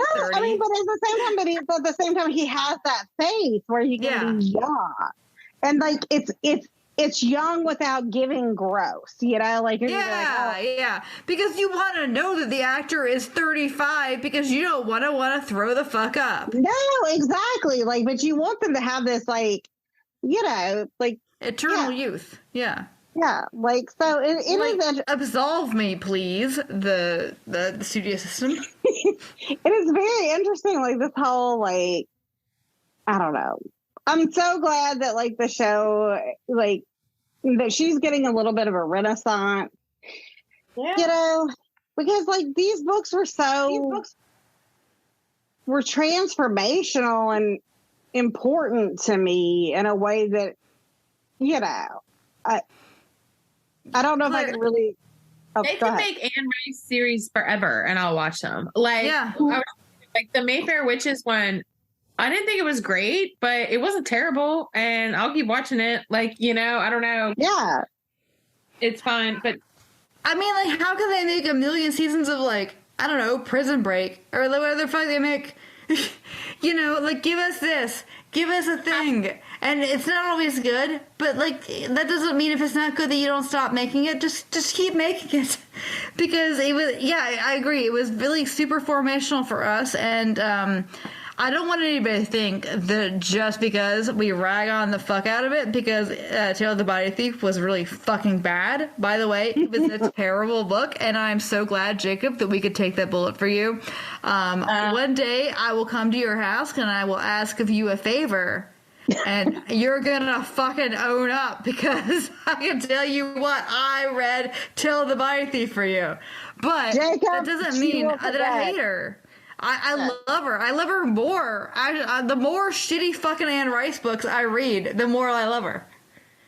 Because she belongs to me more as I read her shitty books. Kind of thing. She is doing a thing. Like, I think these books are really, again, I think what she does better than most is creates her world building is on par with any major like fantasy person. Like I am so connected to these characters and these books in a way that like you see with contemporary books, but like this is like one of the early like where we were like obsessed, Yeah. Like it's personal. It's obviously extremely personal to her. It's not generic in any way. It is extremely specific. So I love these, but all right. So do we have any other questions? Like, I think we could give like everybody give like a 30-second synopsis of this book and if they should read it or not. How about that? Oh, interesting. Okay. Yeah, I love the gothic fucking immurement and the wild boy running around Venice and the hey, guess what? Let me give you another input lens into the shit from the other books. Business for the first half of the book, and then don't read the rest. Even though the Appassionata Sonata is my favorite Beethoven.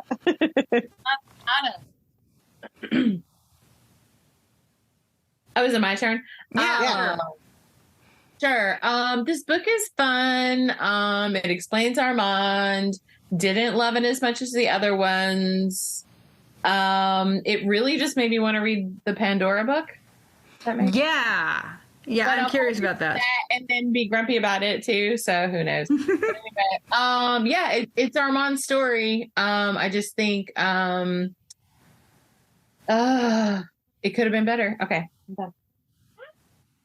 I think that what's my little 30-second spiel is that the great thing about this is that you get to see what's a sad boy, BOI, before sad boy music, was a thing, how they existed. So, essentially, our guy Armand is like a Panic at the Disco, Boris-y, just emo motherfucker, but has not found his calling. And, In Renaissance Renaissance Venice, he is not getting his sad music. And he still doesn't get it. It's until he hears Appassionata Sonata, where he's like, oh, that's his Wild Boys. The Wild Boys Are Calling by Duran Duran. So, I mean, it's worth a read, but it's also really rapey and gross. And it makes me mad at myself that I love Anne Rice more for writing this book. Yeah. Yeah. Give me all this Harvey shit. So, oh my goodness, this has been year 4. Year 4. Yeah. 4 of our Anne Rice chronicles. We're doing it. This is amazing, and I People love that are relying on us so that they don't have to read these books. People expect a lot from us. People are throwing us onto a grenade rather than reading these books. So, Dr. Mischker, you got anything exciting coming up that you want to promote? Anything you want to talk about? Your new novel about Anne Rice? No, I don't know. I wish. Yeah, my second PhD just on. Yes. No, I just hope that I make it to the end of the semester alive and meet all my deadlines. That's where I live right now because I just have a lot of deadlines. We love that. We're wishing and hoping for you. So I'm really looking forward to Christmas break. Oh my God. All right. Well, this has been Bodice Tipplers, and this has been our 4th AnneRiceoween. We'll see. AnneRiceoween special, and we have been reading The Vampire Armand. We love the horniness, but would like to see it be aged up and, a little bit more consensual. You can find us at bodicetipplers.com. You can also find us at Bodice Tipplers on Facebook, Bodice Tipplers on Instagram, and we're on Threads at Bodice Tipplers, and we're now on Blue Sky. Here we are. Okay. Yeah, so happy Halloween, everyone. We hope that you get lots of candy and not too many angsty vampires at your house.